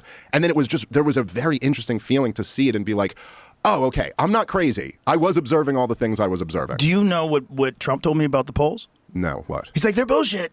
They don't do anything. You give them money, they come back, they have these results, you don't know. He was like, they charge $500,000 for, He's right. Yeah. He's right. And the media gaslit us to the absolute limits of their ability. The absolute limits. Joy Reid spent the entire time she was discussing Trump the other day comparing him to Mussolini, Stalin, Hitler, talking about a right-wing authoritarian regime, as if he had never been president for 4 years and didn't behave like any of those things. As if the economy wasn't booming, as if people weren't making more money, as if we weren't involved in any new conflicts overseas, no new wars. And I mean, I could point to a lot of things Trump did in his 4 years that I think were bad, but they were things that were similar to Obama and Bush, and Guess you know what I mean? It wasn't bet different. He could point to them too. You know, when I talked to him about what it was like to actually govern for the first time ever, it's a daunting task. He was telling me about the thousands and thousands of appointments he had to make, thousands of people he had to pick. He didn't know who any of these people were. He had to trust people that he knew, and he didn't know who was telling him the truth and who was just trying to get the system moving along in the exact same direction. And he got bogged down with a lot of that shit. It took forever for them to weed it out, which is the crazy thing about being president. It's the hardest job on the planet, and you start it without any knowledge of it. Well, and I mean, a little bit of that's on him because there were some people who he probably should have known. What I didn't like in his answer about that to you is that then he kind of pivoted to talking about how John Bolton was actually really good to have there because he was he's terrifying and he's crazy. Oh, this guy wants war with everyone. But the problem is that, like, that's not how it went down. John Bolton ruined the North Korea deal. It's not like it was successful and the North Koreans were so scared of John Bolton that they wanted to talk to Donald Trump. They were at the meeting. They were willing to talk to Donald Trump. And then John Bolton came in and they were like, well, these guys are psychopaths. I don't want to make a deal with them. And so, like,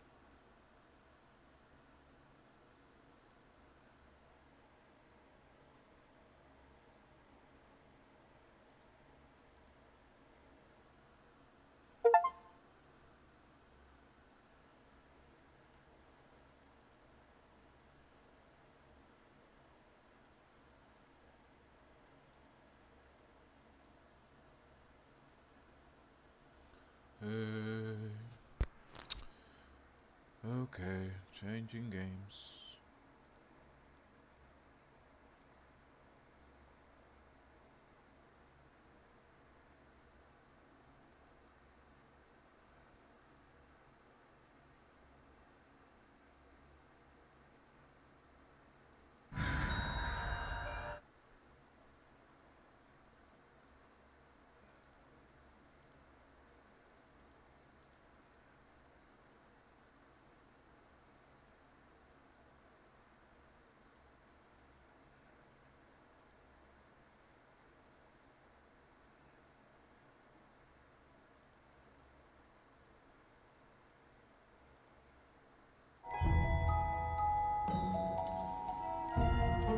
Before anything, let's check.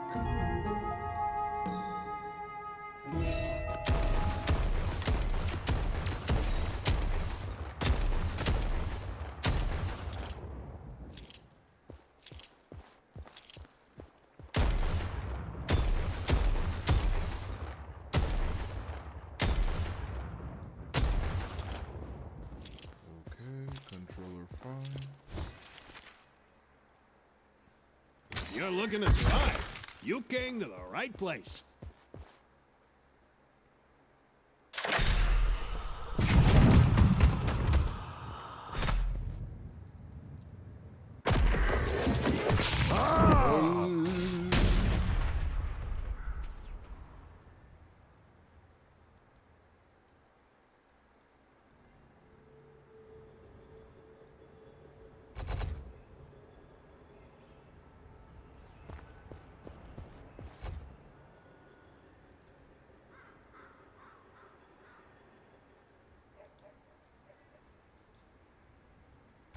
Which one is freaking for?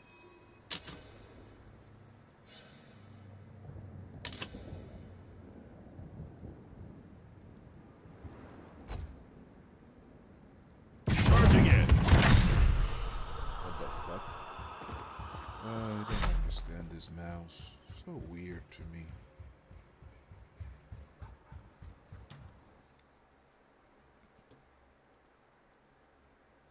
Let's see, mouse 4. What one is this for this mouse?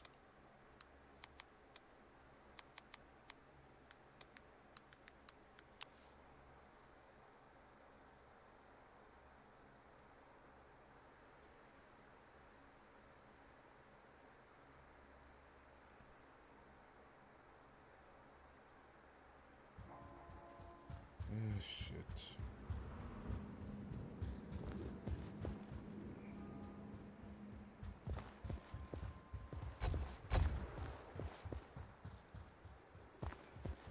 If you're looking for the remarkable, you've come to the right place.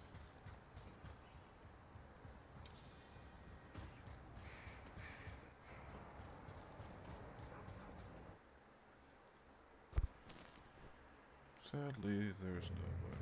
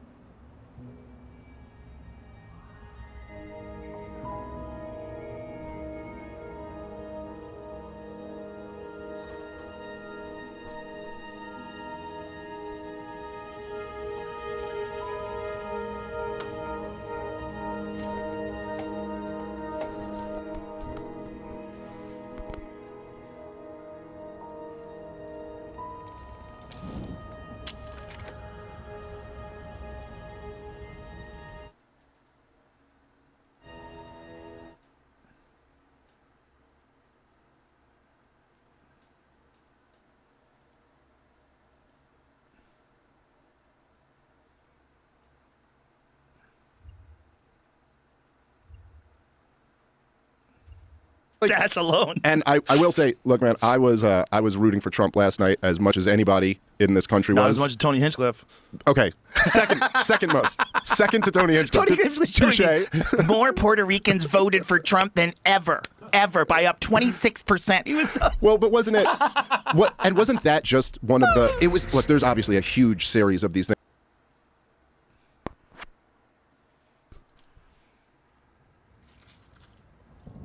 Good luck, guys. Have fun and enjoy. Yo, anyone want to swap?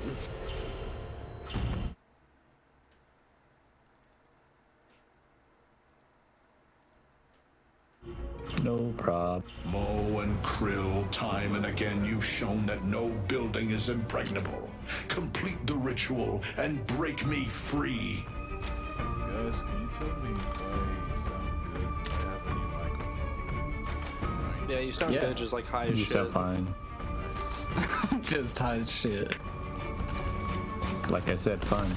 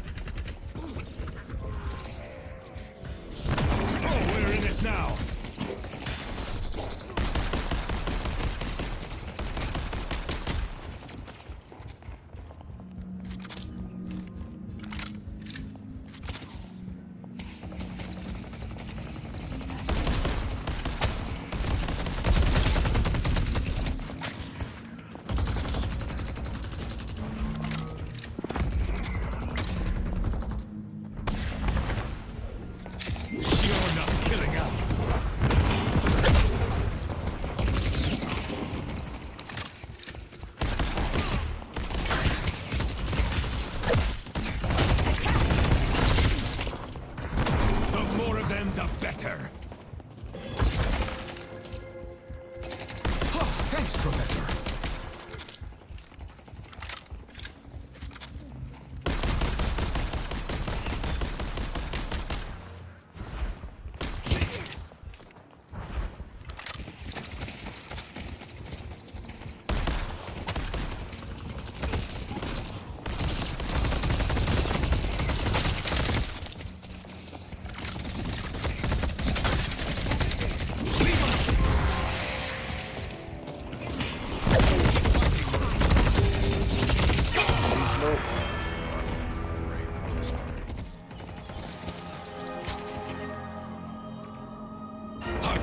When there's sand in your eyes. Well, this new headset is insane. I cannot hear shit outside of my side, the other side of the game. I feel as if I am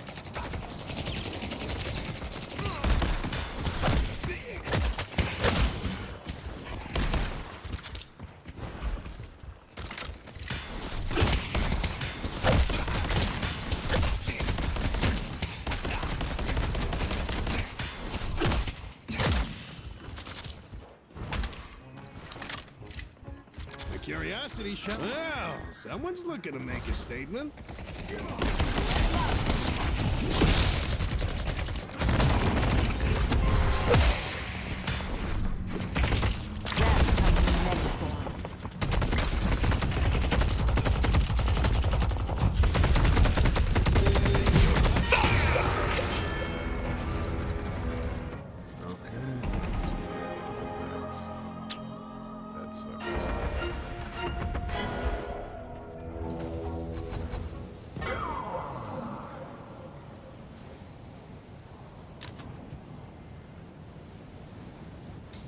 How did they get you there?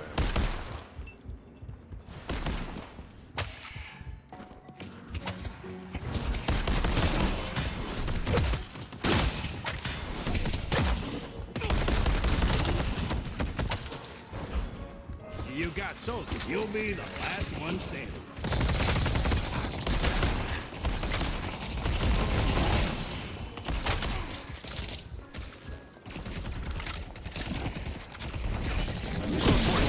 I see him. Come on, Ace is so low. How's he surviving? Hold back.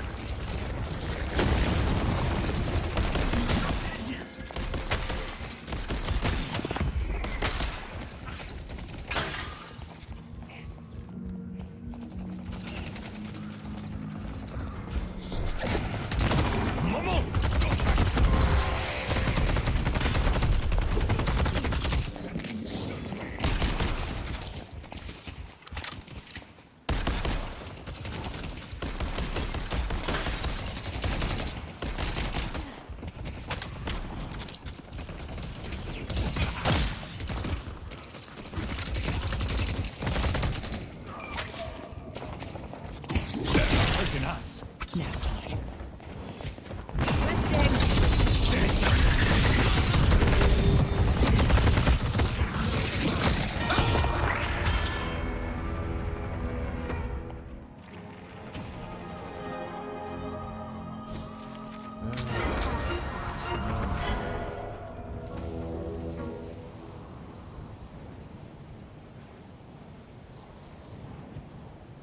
We've got to be smart how we come at them.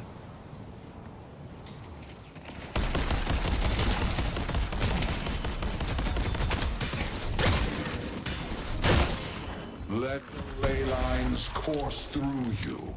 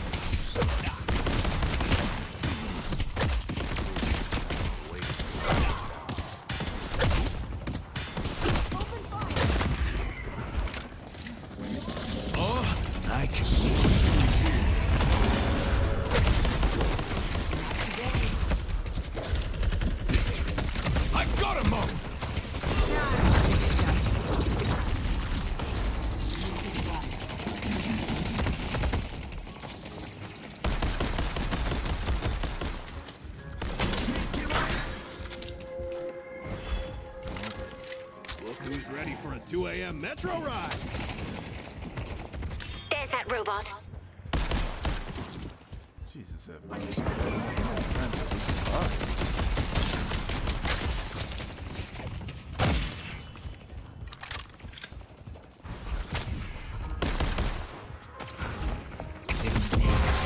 Wait, haste to the sides, haste to the side.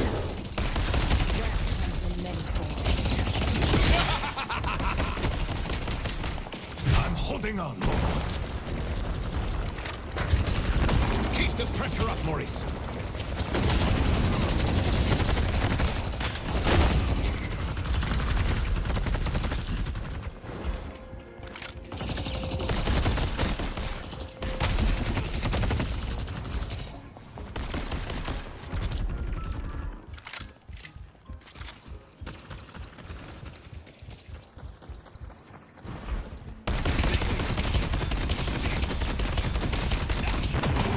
will never yield. That Mirage is one.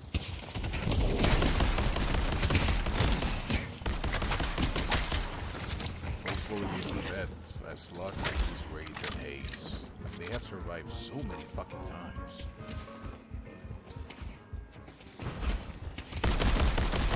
You guys aren't that behind in CS though. It's fine.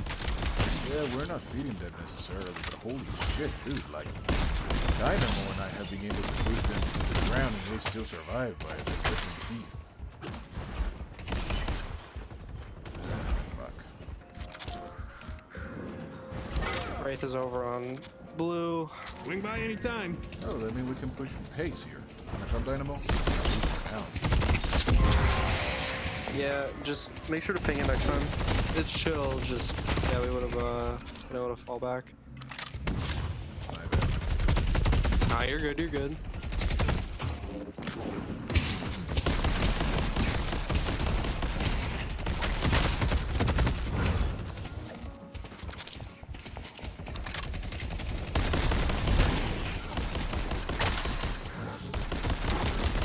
Our purple walker is under attack. We got him!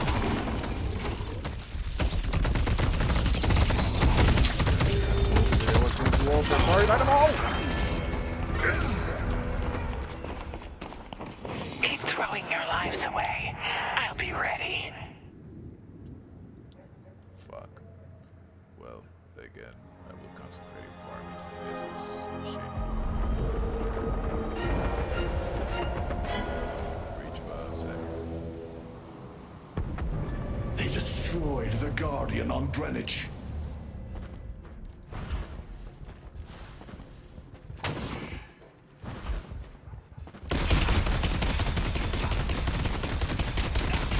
Keep the pressure up, Maurice.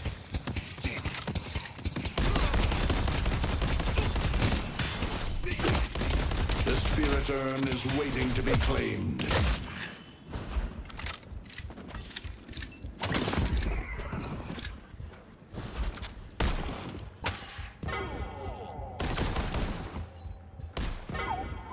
Oh shit, Wraith on yellow.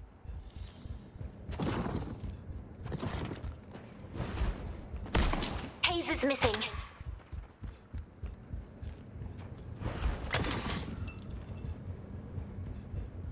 I see Mirage.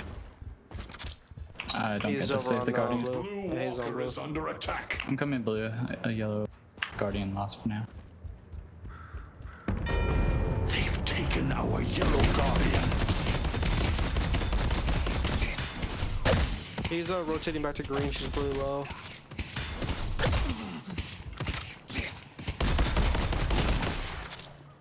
Coming back to blue.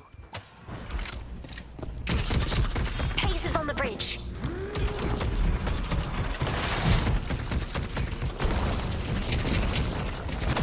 Momo, don't back down. Order here. The yellow walker is under attack.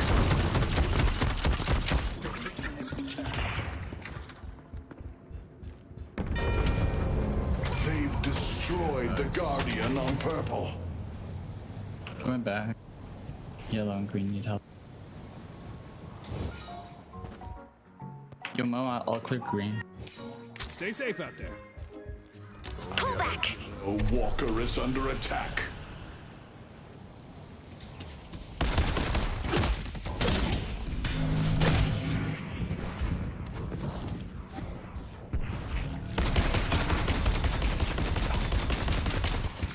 I see water. Take my boon and be good. Mirage is missing. Everyone has a plan until they're grabbed by an old man.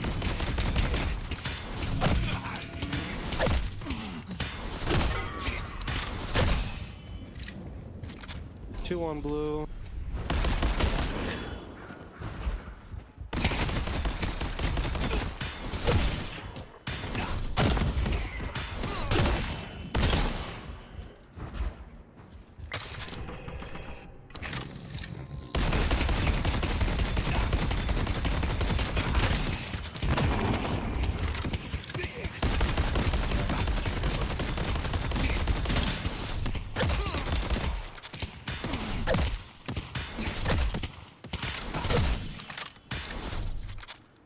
Warding is here. Mother.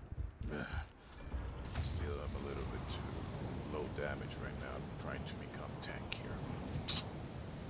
I'm holding green walker for now, and then I can help you with on yellow.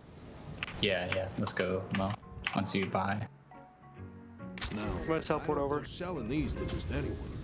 Okay, I'm a little bit tankier. Our yellow walker is under attack. Biscuits, if I grab him from me, could you grab it or you take it? Get the boys! Kill him. Let go.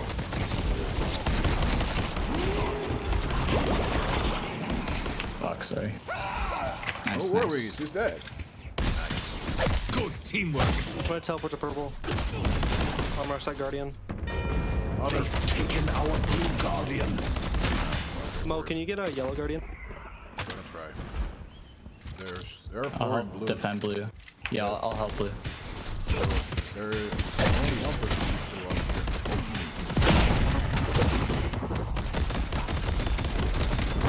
We will never yield. Don't let her lift you. Got the edge. It's time to change the world.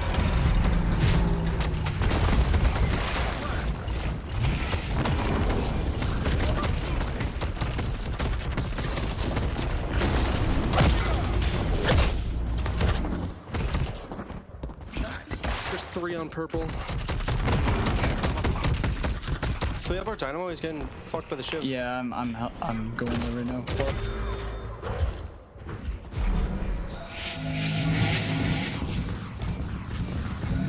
Don't count us out. Very nice. Fuck! I killed Yellow, but Warden came and followed me. And I almost killed him behind, but I didn't have no help. Shit. Warden is now Yellow. He might be able to take, if he has enough DPS, he can take the Walker.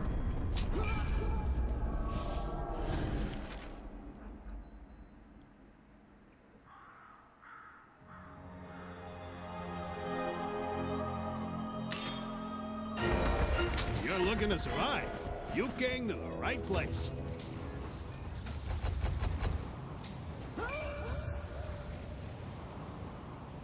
Mirage on the roof. I see Mirage.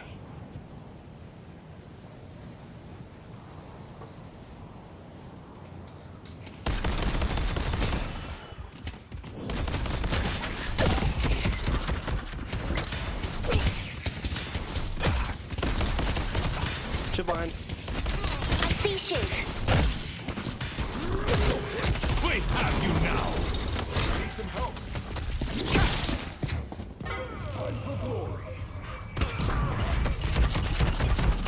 Viscus has shown us the glory of the cube. Warden here again! And I haven't. Oh, He's on green. How the hell did he get so much health? What the fuck? Oh, hitting right, of course.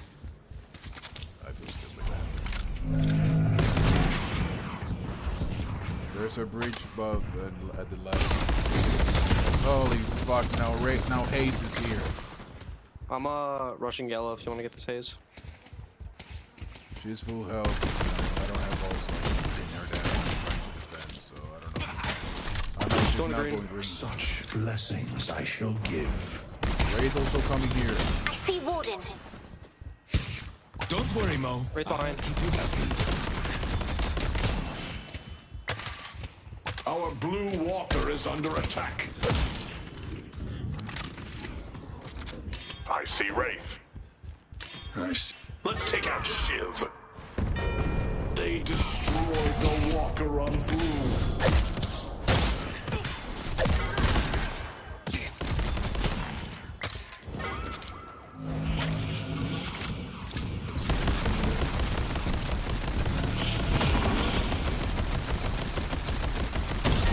Yes, got the yellow. At least that's something. I don't know how the fuck I didn't stun that haze. Green walker is under attack.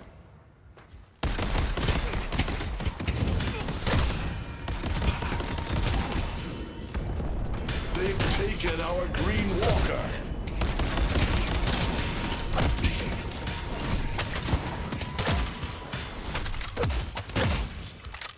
I can't wait to see what the shop has in store. Wraith going yellow. Probably gonna go for this last walker here soon. He's on a paradox. Nice. Oh shit, nice. Very wily paradox. I'm gonna try to go for this last guardian, get some extra souls. We have the last. I can see shit.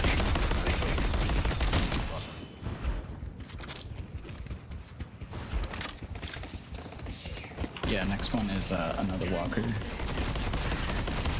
Our yellow walker is under attack.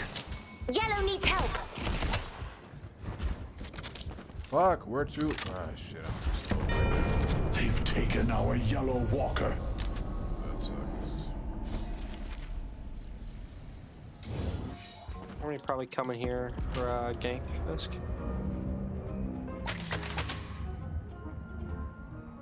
We live in interesting times, don't we?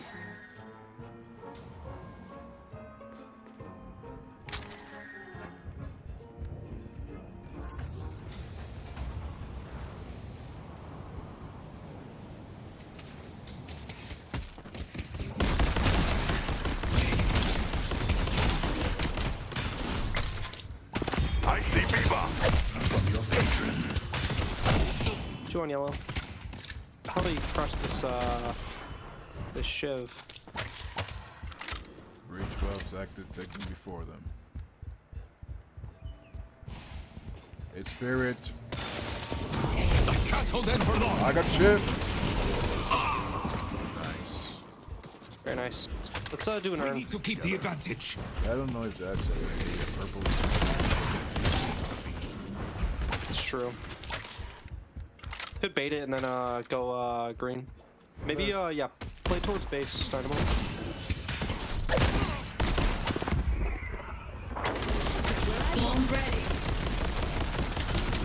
The more of them, the better.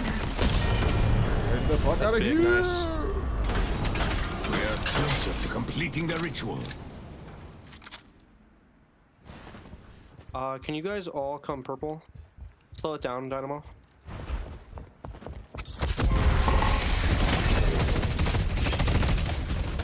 Ace here in green. Sorry, blue.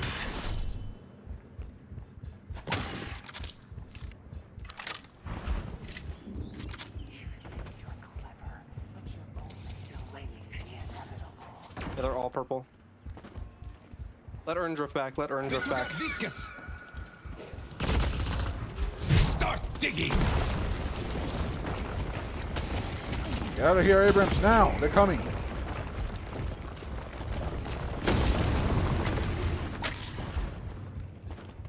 Three of them here in purple. The spirit urn is waiting. They took out Dynamo. Yeah, we can't take that fight.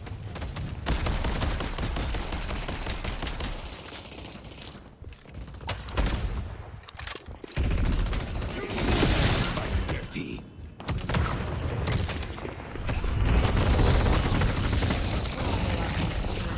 Protect the stronghold. 3 on purple.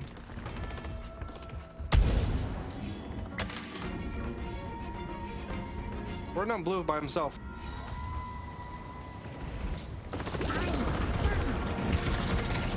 Take care of them, Maurice. I got a warden, I got a warden, I got a warden.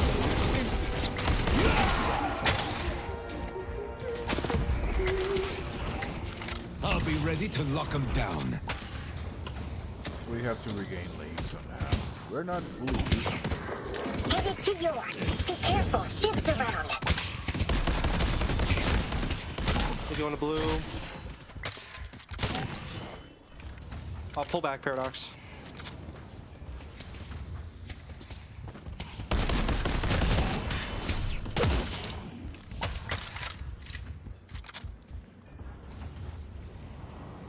Oh, fuck.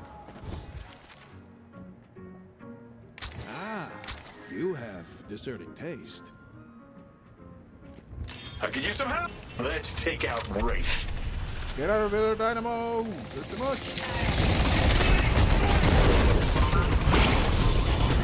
Thank you, Biscuit, but I might die still. Be careful.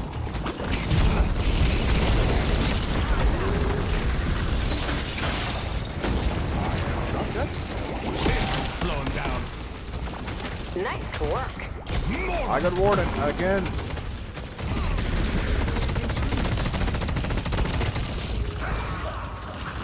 Let's check out Shiv. Dude, Shiv is by himself on green. No reason I lost that. I'm dog shit, bro. We all have bad games. Don't worry about that.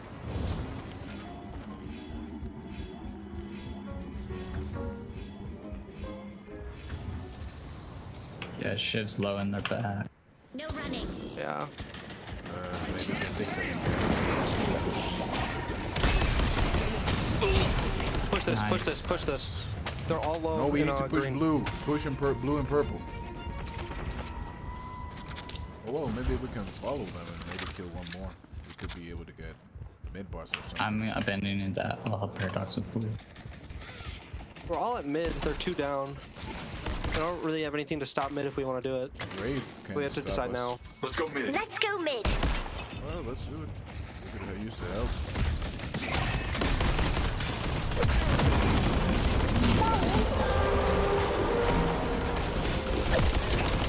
Raj, gonna play for a steal? Rejuvenator is descending. Mirage isn't going in. Bebop isn't either. Warden's up top. I punched him twice.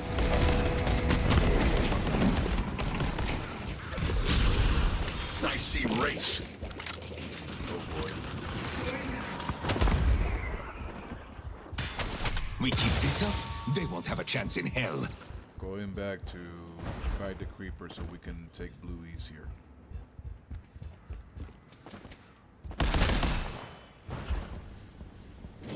Hopefully we will have time to do it.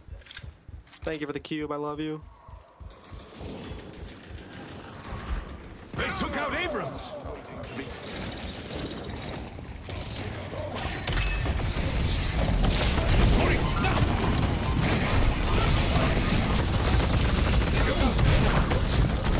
Yeah, Paradox, split purple.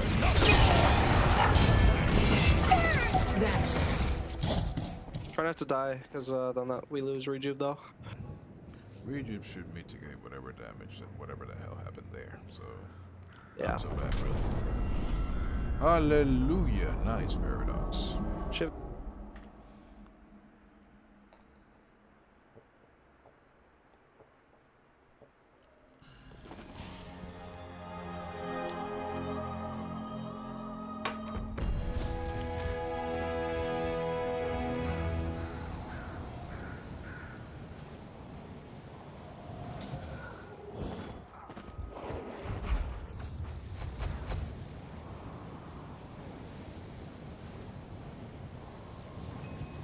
Look out for Warden. We're doing Aaron. Oh, that's close. Anybody want to challenge them? Yeah, we kind of have to. If they get that far ahead, we're gonna be losing by a pretty big. The question now is who has the urine? I'd say Yeah, let's wait for her to try and drop it. Let's not engage early. we cannot wait to like to stock up. We need to be a little bit apart, or else they can gank on us. Rush here. Raj is by himself. Urn has been dropped. Shiv here. Gotcha. Got Shiv. My bad, Abrams. Not killing us.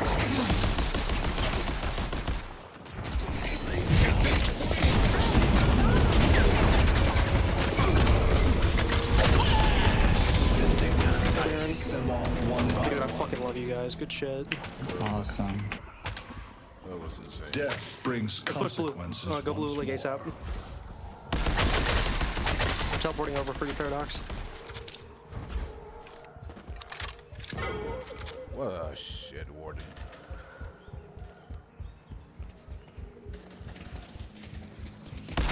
Warden burned ult though.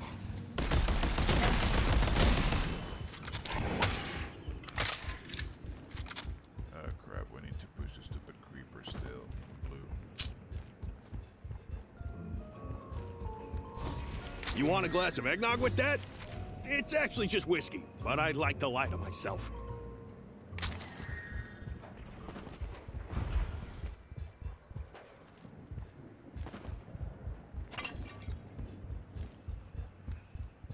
They're gonna begin testing this. They're all up. Do our Hazel. I have ult. I have ult.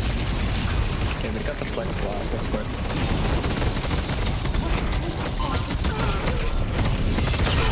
Worth it. I don't give a fuck.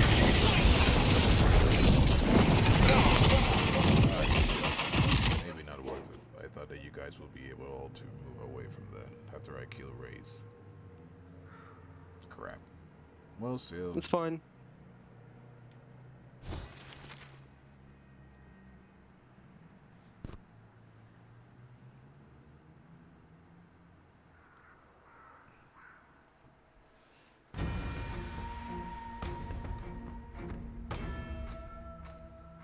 Shiv's half.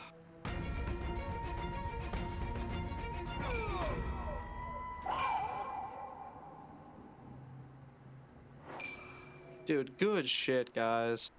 Warden's getting out in between blue and purple.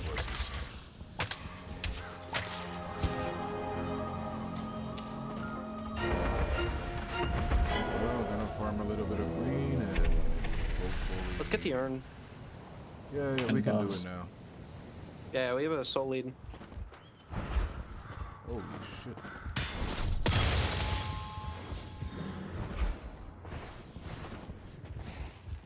Can we start shifting towards... Towards where are you cut off? Warding is here. Towards blue and purple. There's guaranteed to be a fight off this. Yeah.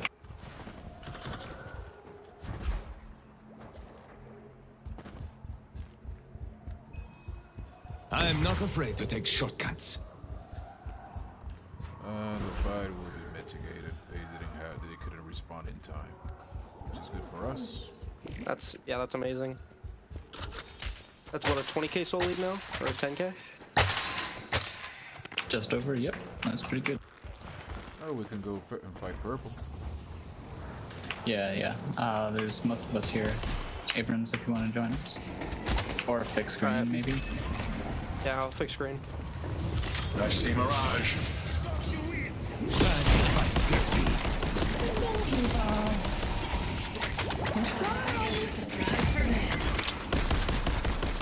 Viscus has shown us the glory of the cube. Careful with Haze, she has ult.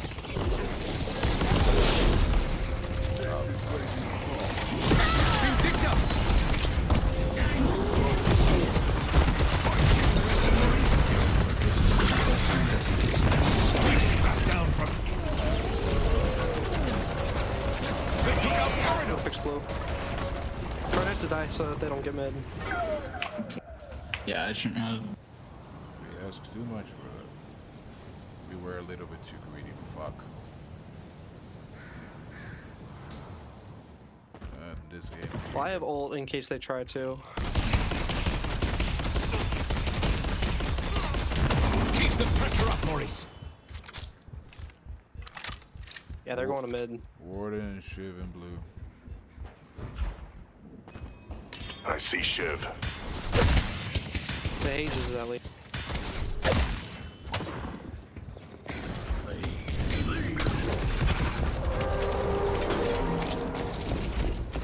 Oh, boys. The Rejuvenator is descending. Dynamo, save us! Huge, guys. Good shit. Nice pick.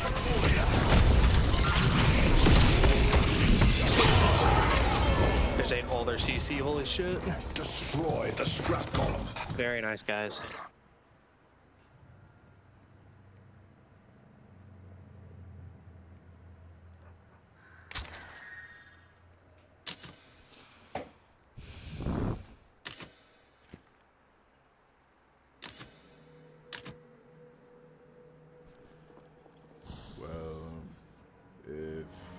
Club has to leech. Me and Abrams are the ones that are gonna be in trouble. I see Shiv. I see Shiv. Going blue. I just bought to K. I should be able to ult him. I just bought to K for this Bebop and this Shiv. Oh crap! Going purple. Everybody's in blue. I wouldn't help much. I better clean purple now while I can.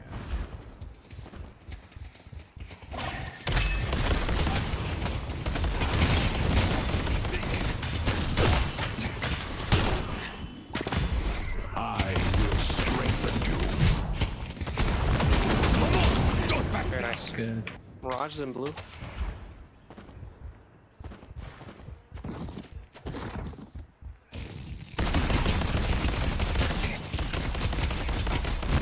We don't back down from He's on green. That's a free gank. Let's push blue.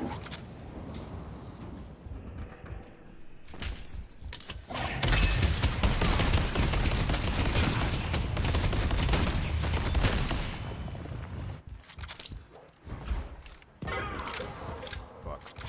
Be careful, guys. Get out of there, necessary. There's the Sandman. You gotta be kidding me. Hayes is backdooring us? Everybody and their mother going blue. Very nice. Wraith is here. Wraith and Mirage are here. Breach buffs are active.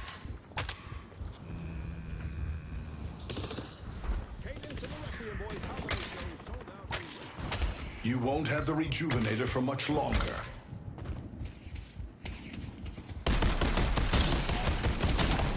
Got right one.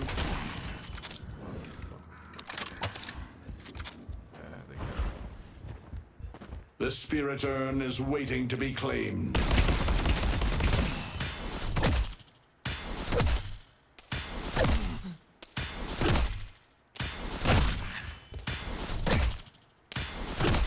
Death brings consequences once more.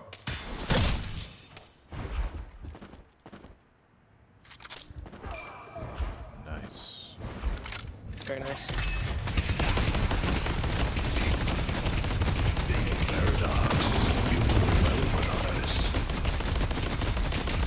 Let's just go for some base guardians, not even shrines. They're gonna all be up.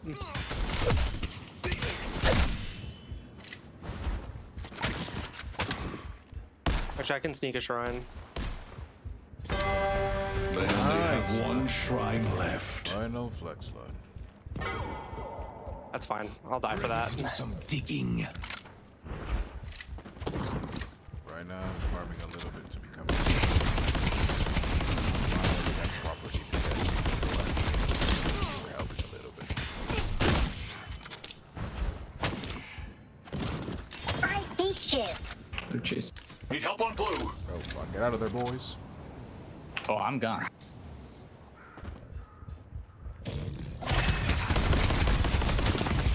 Your valor is rewarded.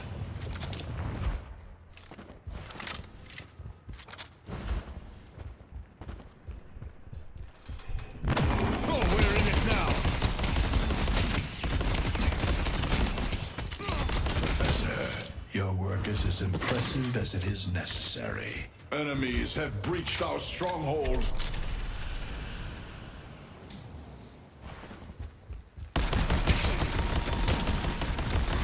Dude, damn near all of them have fucking leech. Oh my god. Holy shit! They hate Abrams and me. What the fuck?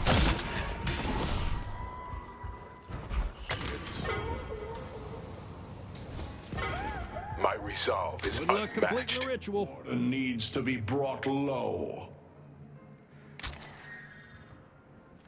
Okay, I have. This should help me with She's on yellow by herself.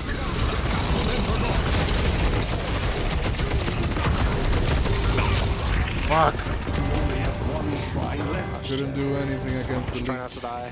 Yeah, I couldn't do anything against the leech, even with the line capper. Jesus have mercy. I don't think it's GG yet. We still have one last push after the patron. 2 people will get out of there in time.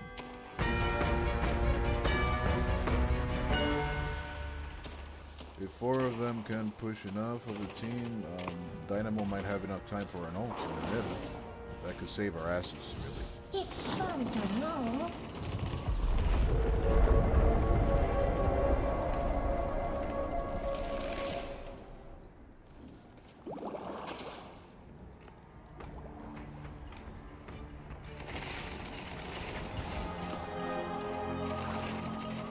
Dynamo's gonna ult. They took out Dynamo. Nice. We have you now.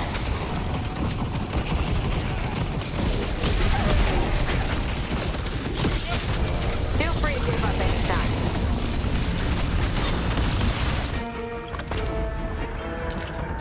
Viscus, your team is grateful for the work you've been doing.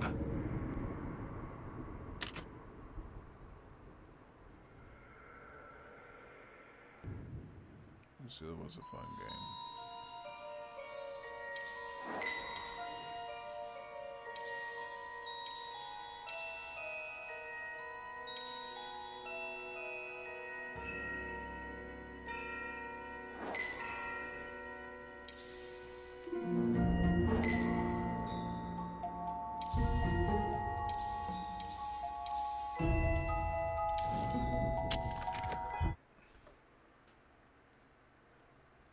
Things where the Democrat establishment and the corporate media, but I repeat myself, it's death by 1,000 self-inflicted wounds. Yes. But it is almost as if it's like their whole thing relies on lies. Right. It's just all lies, and they have their eyes shut and their fingers in their ears, and they're going no. We're just pretending reality is the thing we want it to be. Exactly. They don't want to get slowed down by this force that is objective reality, and so all of it, whether it's Joe Biden's sharp as a tack, Kamala Harris. And I appreciate you being honest in defining of what it's like to be Black American, right? That is, I mean, we're talking about a system. That's unfair. I'm just saying I agree with all of those suppositions because you are literally defending critical race theory by redefining it as just teaching history, which is a cheap semantic trick, and you know it. Is this what you do on your show? Because it sucks. Malcolm. Bill Maher brought on a couple of woke idiots onto his show Real Time with Bill Maher, and the things that they said not only said, let's get all of those suppositions. It's also $100. You had to cut off the head or the hair of an Indian to prove that you've got them out of the way so they could settle.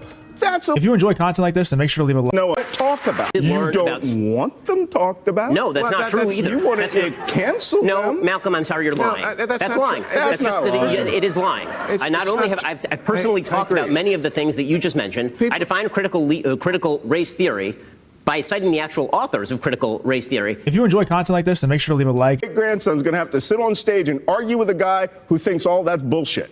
All right? This is being discussed. This is being taught in schools, and that kids should be kept away from it. That's not true. It's not even a real controversy. Malcolm, the 5th largest school district in America, Clark County, just decided that they were going to lower standards with regard to testing because they wanted to alleviate disparities in outcomes. That is an outgrowth of critical race theory. Can you draw a straight line to it? Yeah. Oh my God. They do victims for spreading this BS. Is that we shouldn't, because people were victims, those are the same color Bill Maher is saying. And they are still like, and this guy's too cheap it. I don't know who's against talking about history. Well, I understand that they want to, in Texas, they're talking about removing references to the Ku Klux Klan. They're talking about removing. Well, come on. That's Texas. How can you watch Forrest Gump without even knowing who Nathan Bedford Forrest is, right? These are getting news of notable figures who used to be quote unquote racist or slave. The Redskins' name to the Commanders. Guardian just does it. It's a problem. Like guys that follow this guy. Go back and check because the Republican right has made it a subject. No real school organization Or mandating this. I have the polls.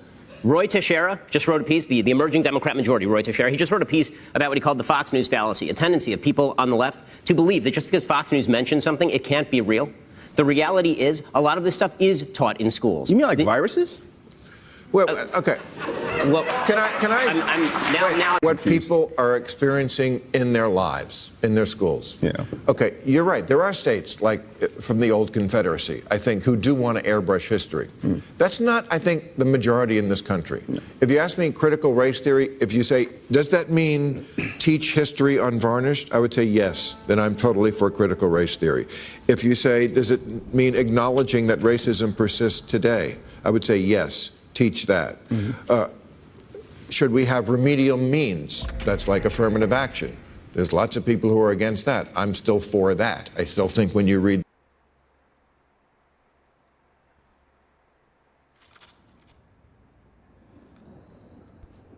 Good luck and have fun, guys.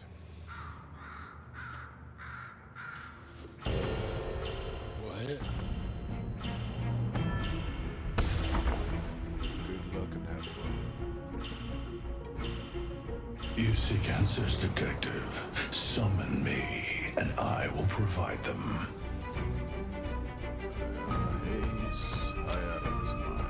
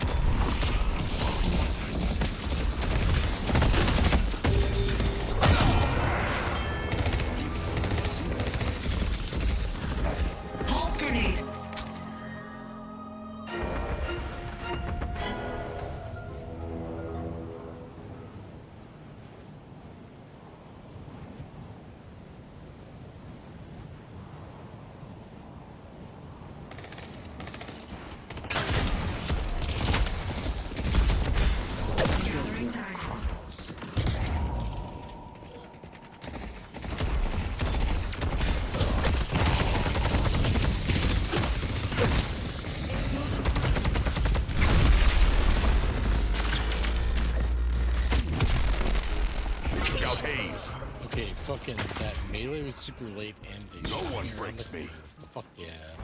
You gotta be kidding me. It wasn't that late. We might be dealing with some spike lag right now.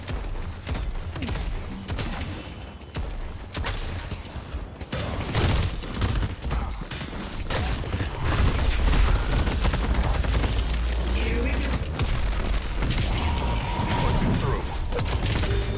Paradox here. Need something for personal defense?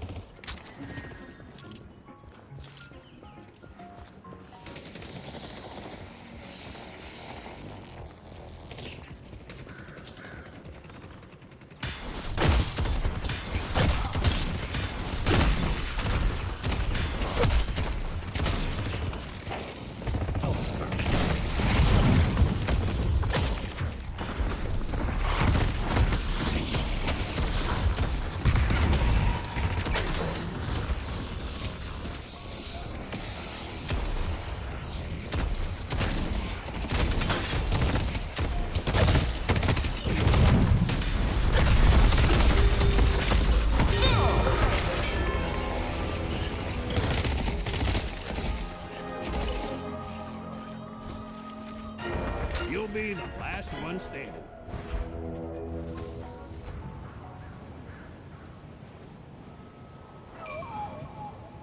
Nice.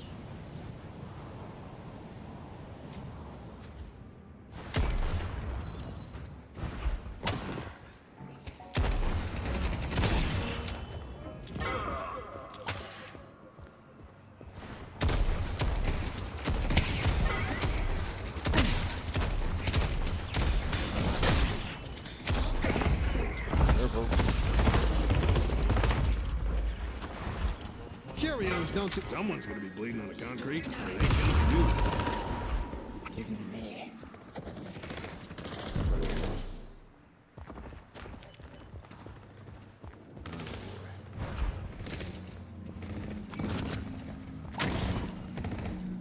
Coming from behind.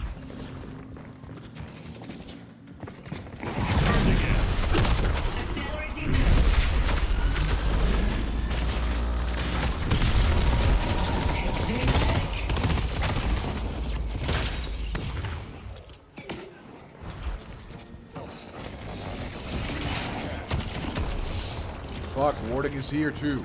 Yo, Warden's not fucking yellow. Mirage, can you take the opportunity? Maybe you can show a little more now.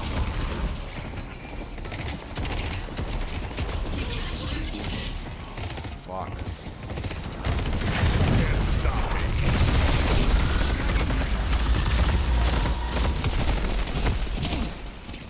Shit, that sucks. Come on, Mirage, take it. You can do it. Scout Hayes.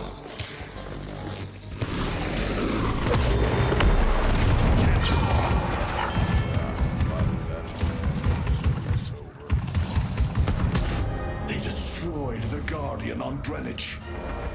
Be cool to tell them no when Warden's not in yellow. Shit. Well, I'm gonna start farming a little bit. I need to get back in the game. Green Walker is under attack.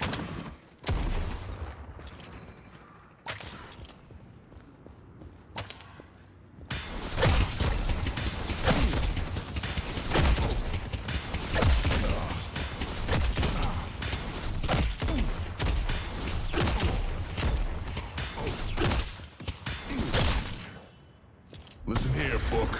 You work for me. Lash is missing. Going to help with Green. I should be able to do something here now.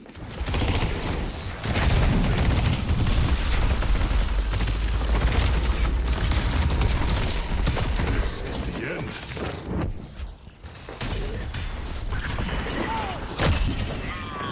Nice ace. Green Walker. Thanks for Got you, having my fam. back. I'll make that damn book work for me.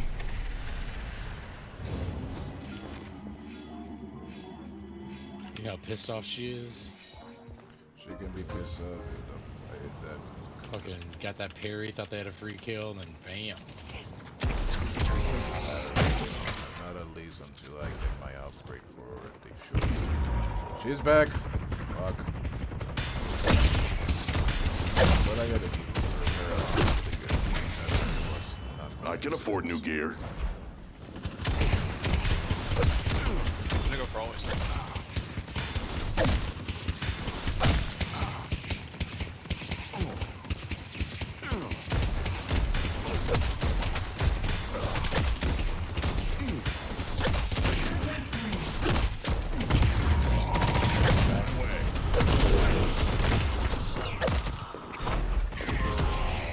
Hit her with a knife.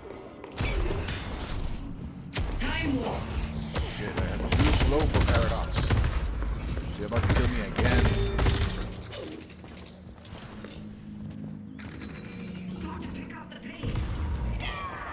Nice, you saved my ass. I don't know how many times already. Let's stick together.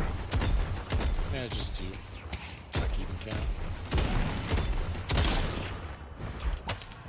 Crap. I need superior stamina or something. I'm still too slow, and that Paradox knows how to move.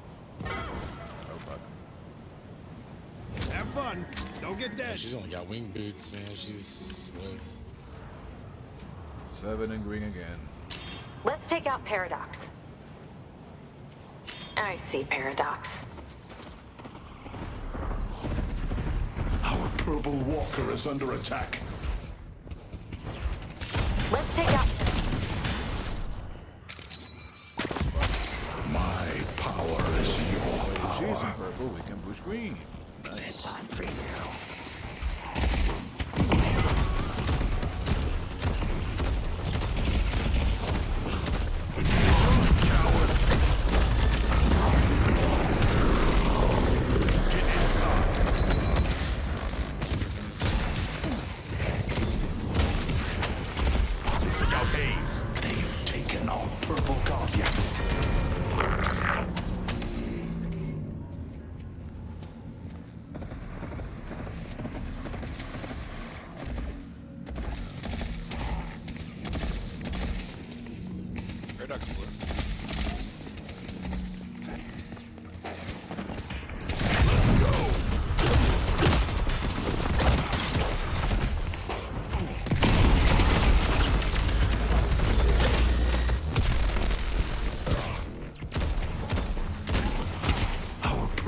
Walker is under attack.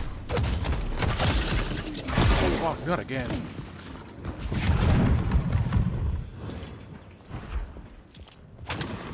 Careful, Hayes. Warding is there too. Mid-boss has arrived.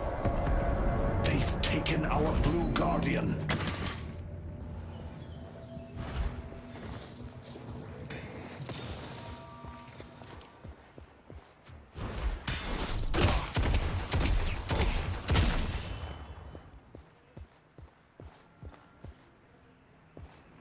I'll fight to the bitter end. 7-0. I'm not afraid of you. The Spirit Urn is waiting to be claimed.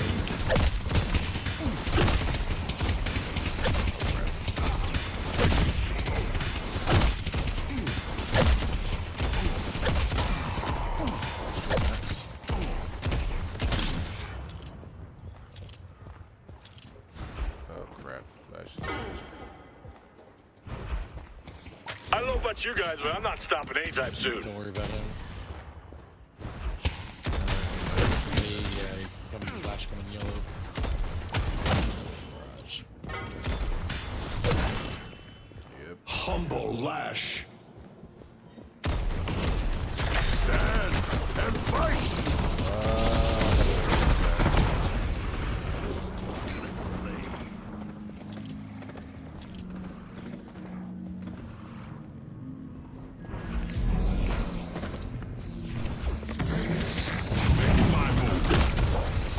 Here. They've destroyed the Guardian on yellow.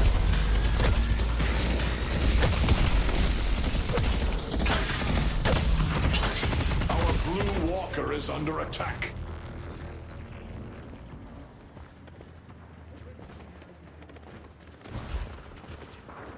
Come into helping yellow. Going to yourself. Push.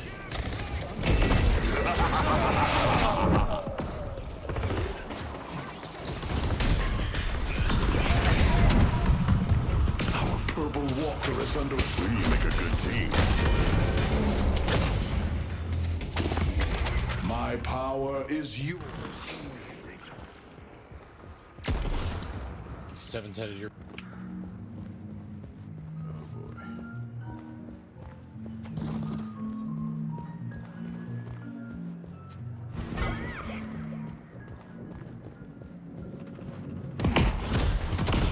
It's you or me.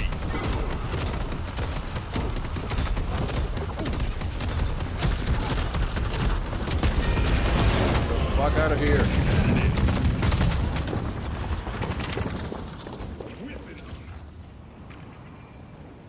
I'm not afraid to charge into a fight. Well, at least we're back in regarding all walkers. That's nice. Today, you're making history.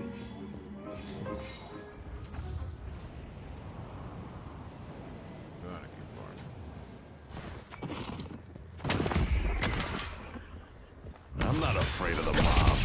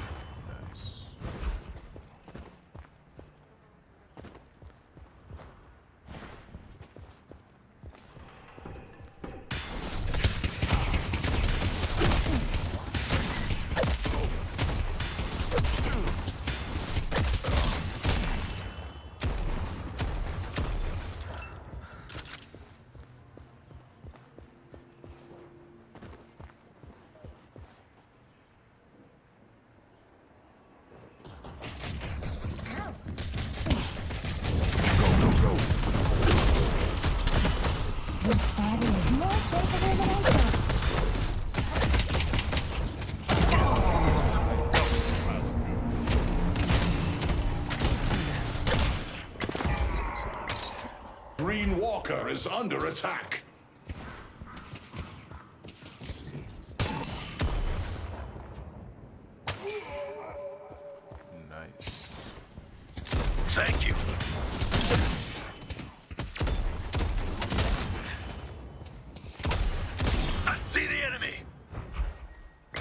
buffs active again. Oh, boys, movement. They took out Shiv. Thanks.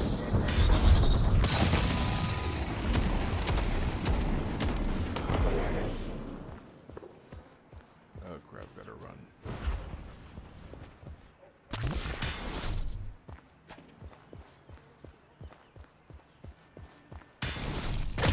The spirit urn is waiting to be claimed.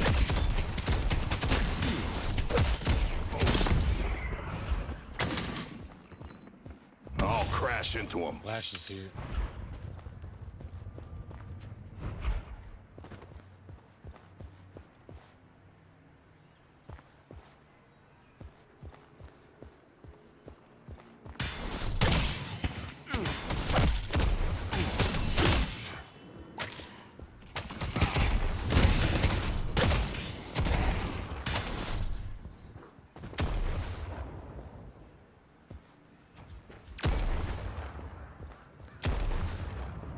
Our purple walker is under attack.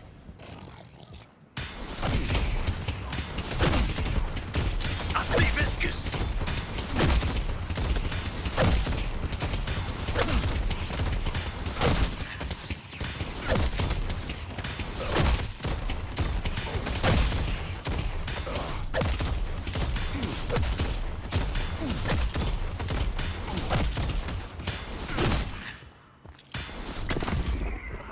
Can't let all these souls go to waste.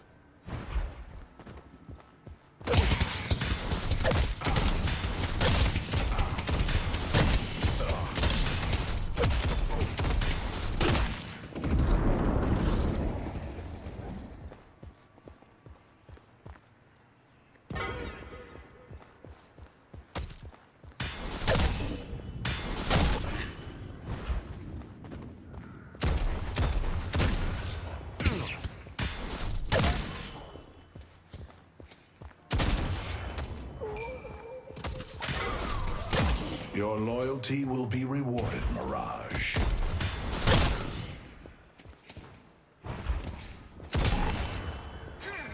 Kill them all. Nice.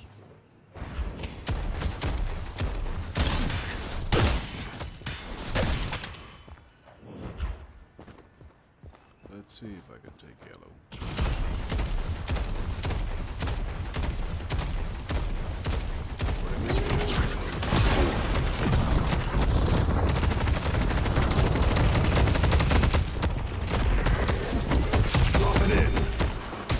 Nothing stops me. That was pushing it. I couldn't do it, sadly. You want to buy a mug to go with your gun?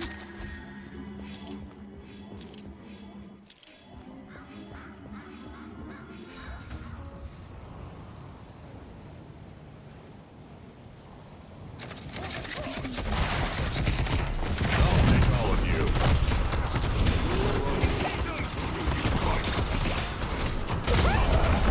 Fine line between negotiating concession. Pushing green. With gas.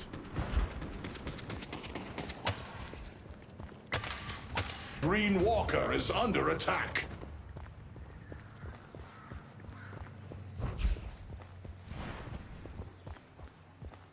Oh, you're going Mirage and trying to...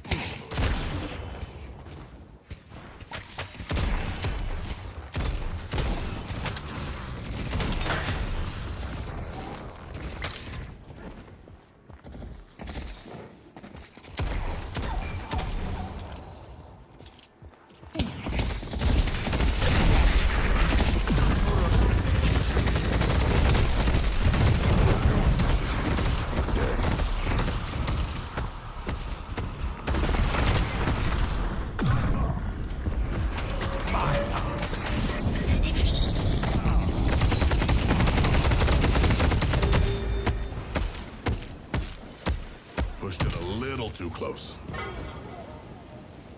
didn't realize everybody left. The fuck? They want to kill me. They're gonna have to work for it.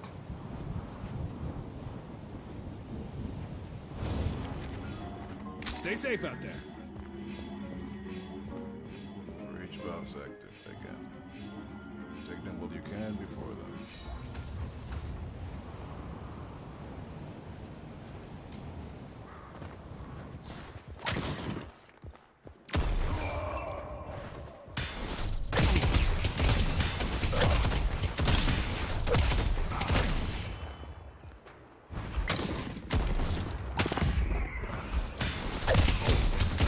The spirit urn is waiting to be claimed.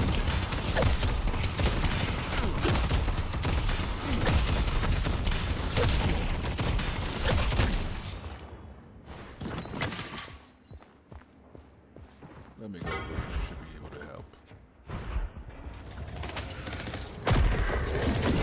Here I come. Let's see what this book can do. The detective fights for us all.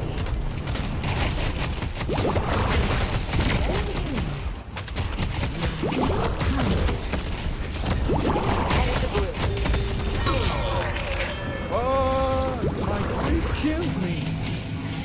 I was sure I could kill this, but holy shit, I was distracted and didn't pay attention to Lash. Is that backing up, by the way? That was beyond stupid of my part. Fuck, and I lost so many souls for that. Fucking hit that door frame, are you kidding me? I'm salty after that. I should have done better.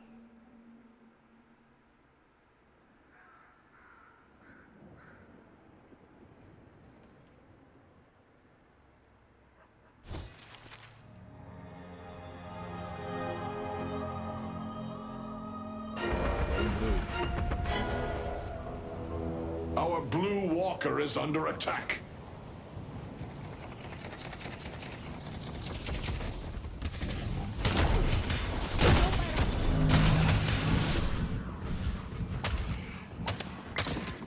I see, Warden.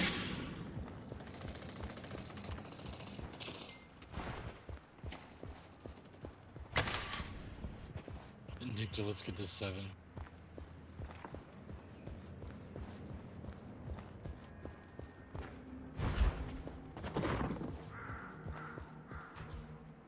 I'm not tether right now. He's out from earlier.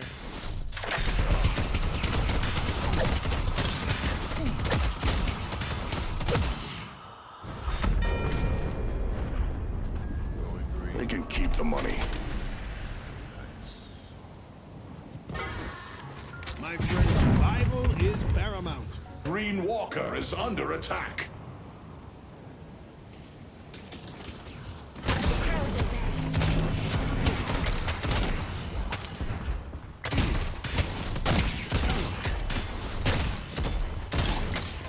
Holy shit, so many in blue. Going blue. They've taken our blue walker.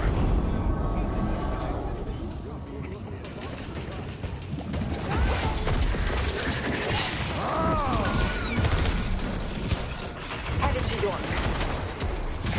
Not afraid of you.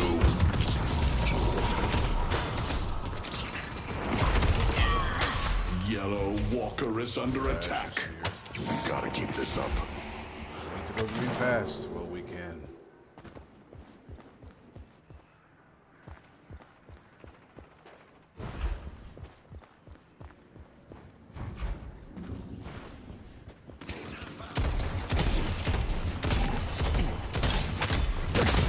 Headed to yellow.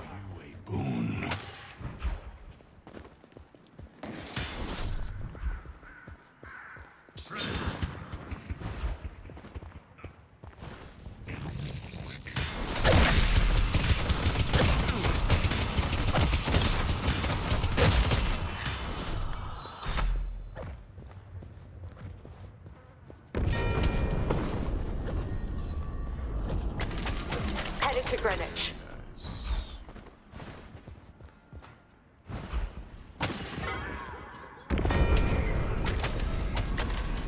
Objectives down.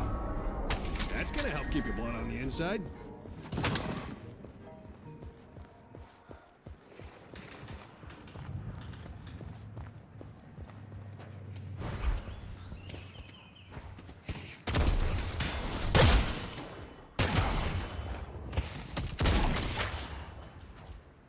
active. Thank you for them.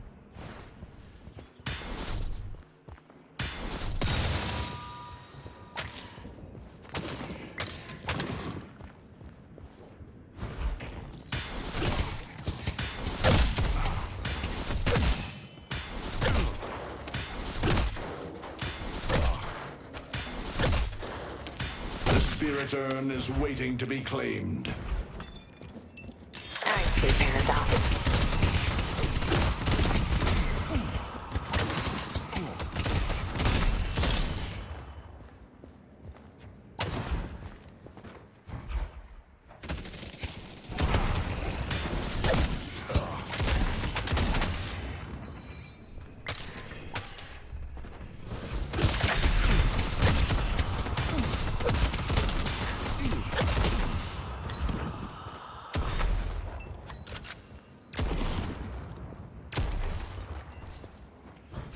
Three yellow.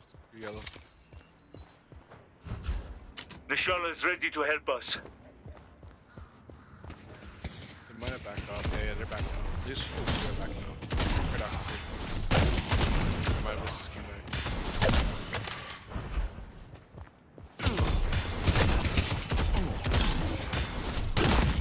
Be rewarded. Should I grab the urn? Yeah.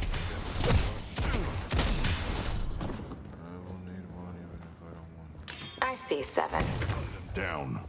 Headed to yellow.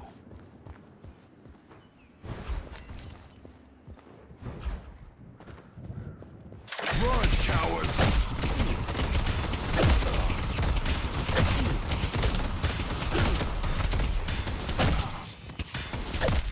They're all there now.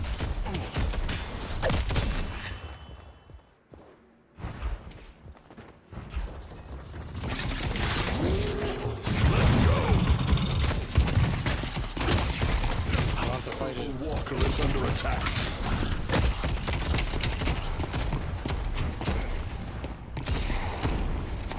I'll take all of it.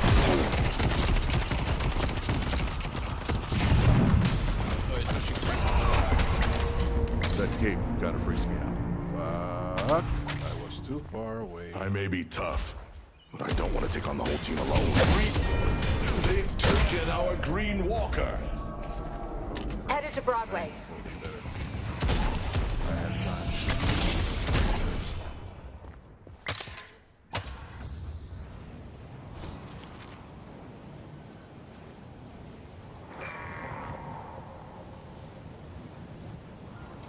Good luck. I'm pushing yellow for last walker.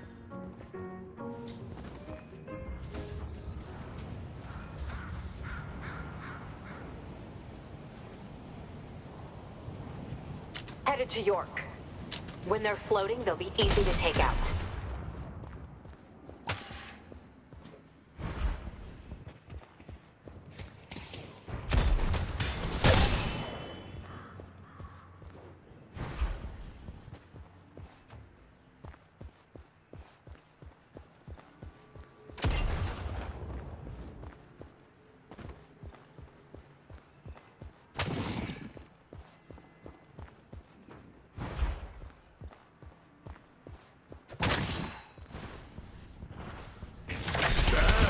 And fight! Such arcane mysteries I will show you.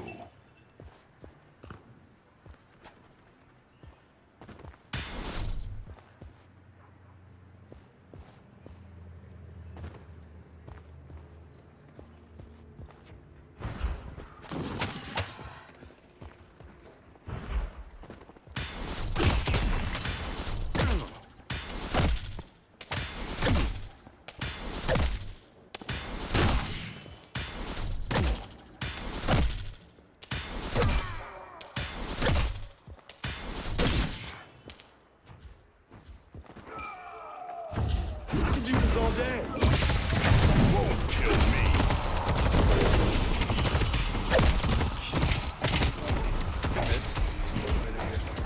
Mirage continues to buy us time, so we may bring them low. Mid. Those two should be enough. Mirage, take the gun buff. That is better for you. The Rejuvenator is descending. That Warden quit. You gotta be fucking. Why are the there so Rejuvenator. many freaking rage quitters? Give that to me, please. I'm better for that. Oh, sorry, dude. The Spirit Urn is waiting to be claimed. Ah, crap. That always takes away the fun.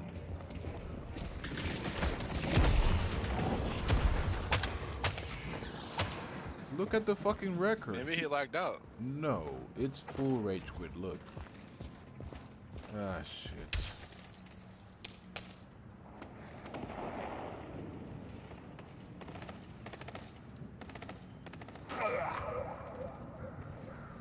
Yes, Vindicta. Pick them off one by one.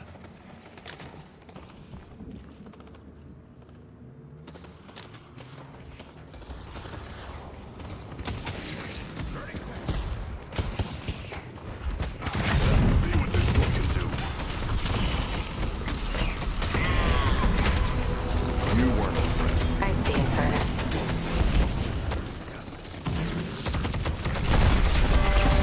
They only have one shrine left. The ritual must continue.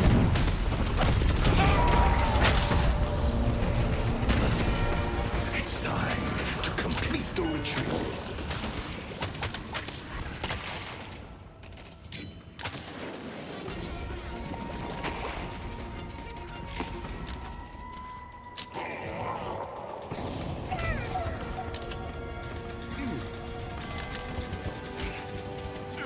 Such finesse, Hayes.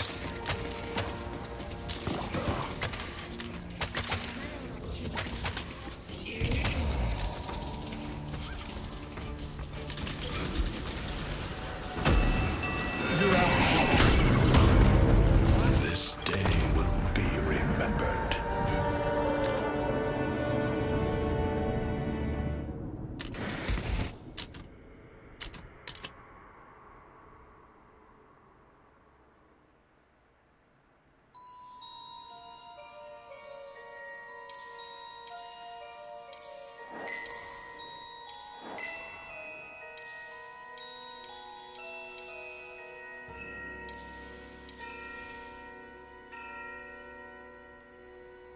That was foul. Like, literally, why the fuck do people rage quit?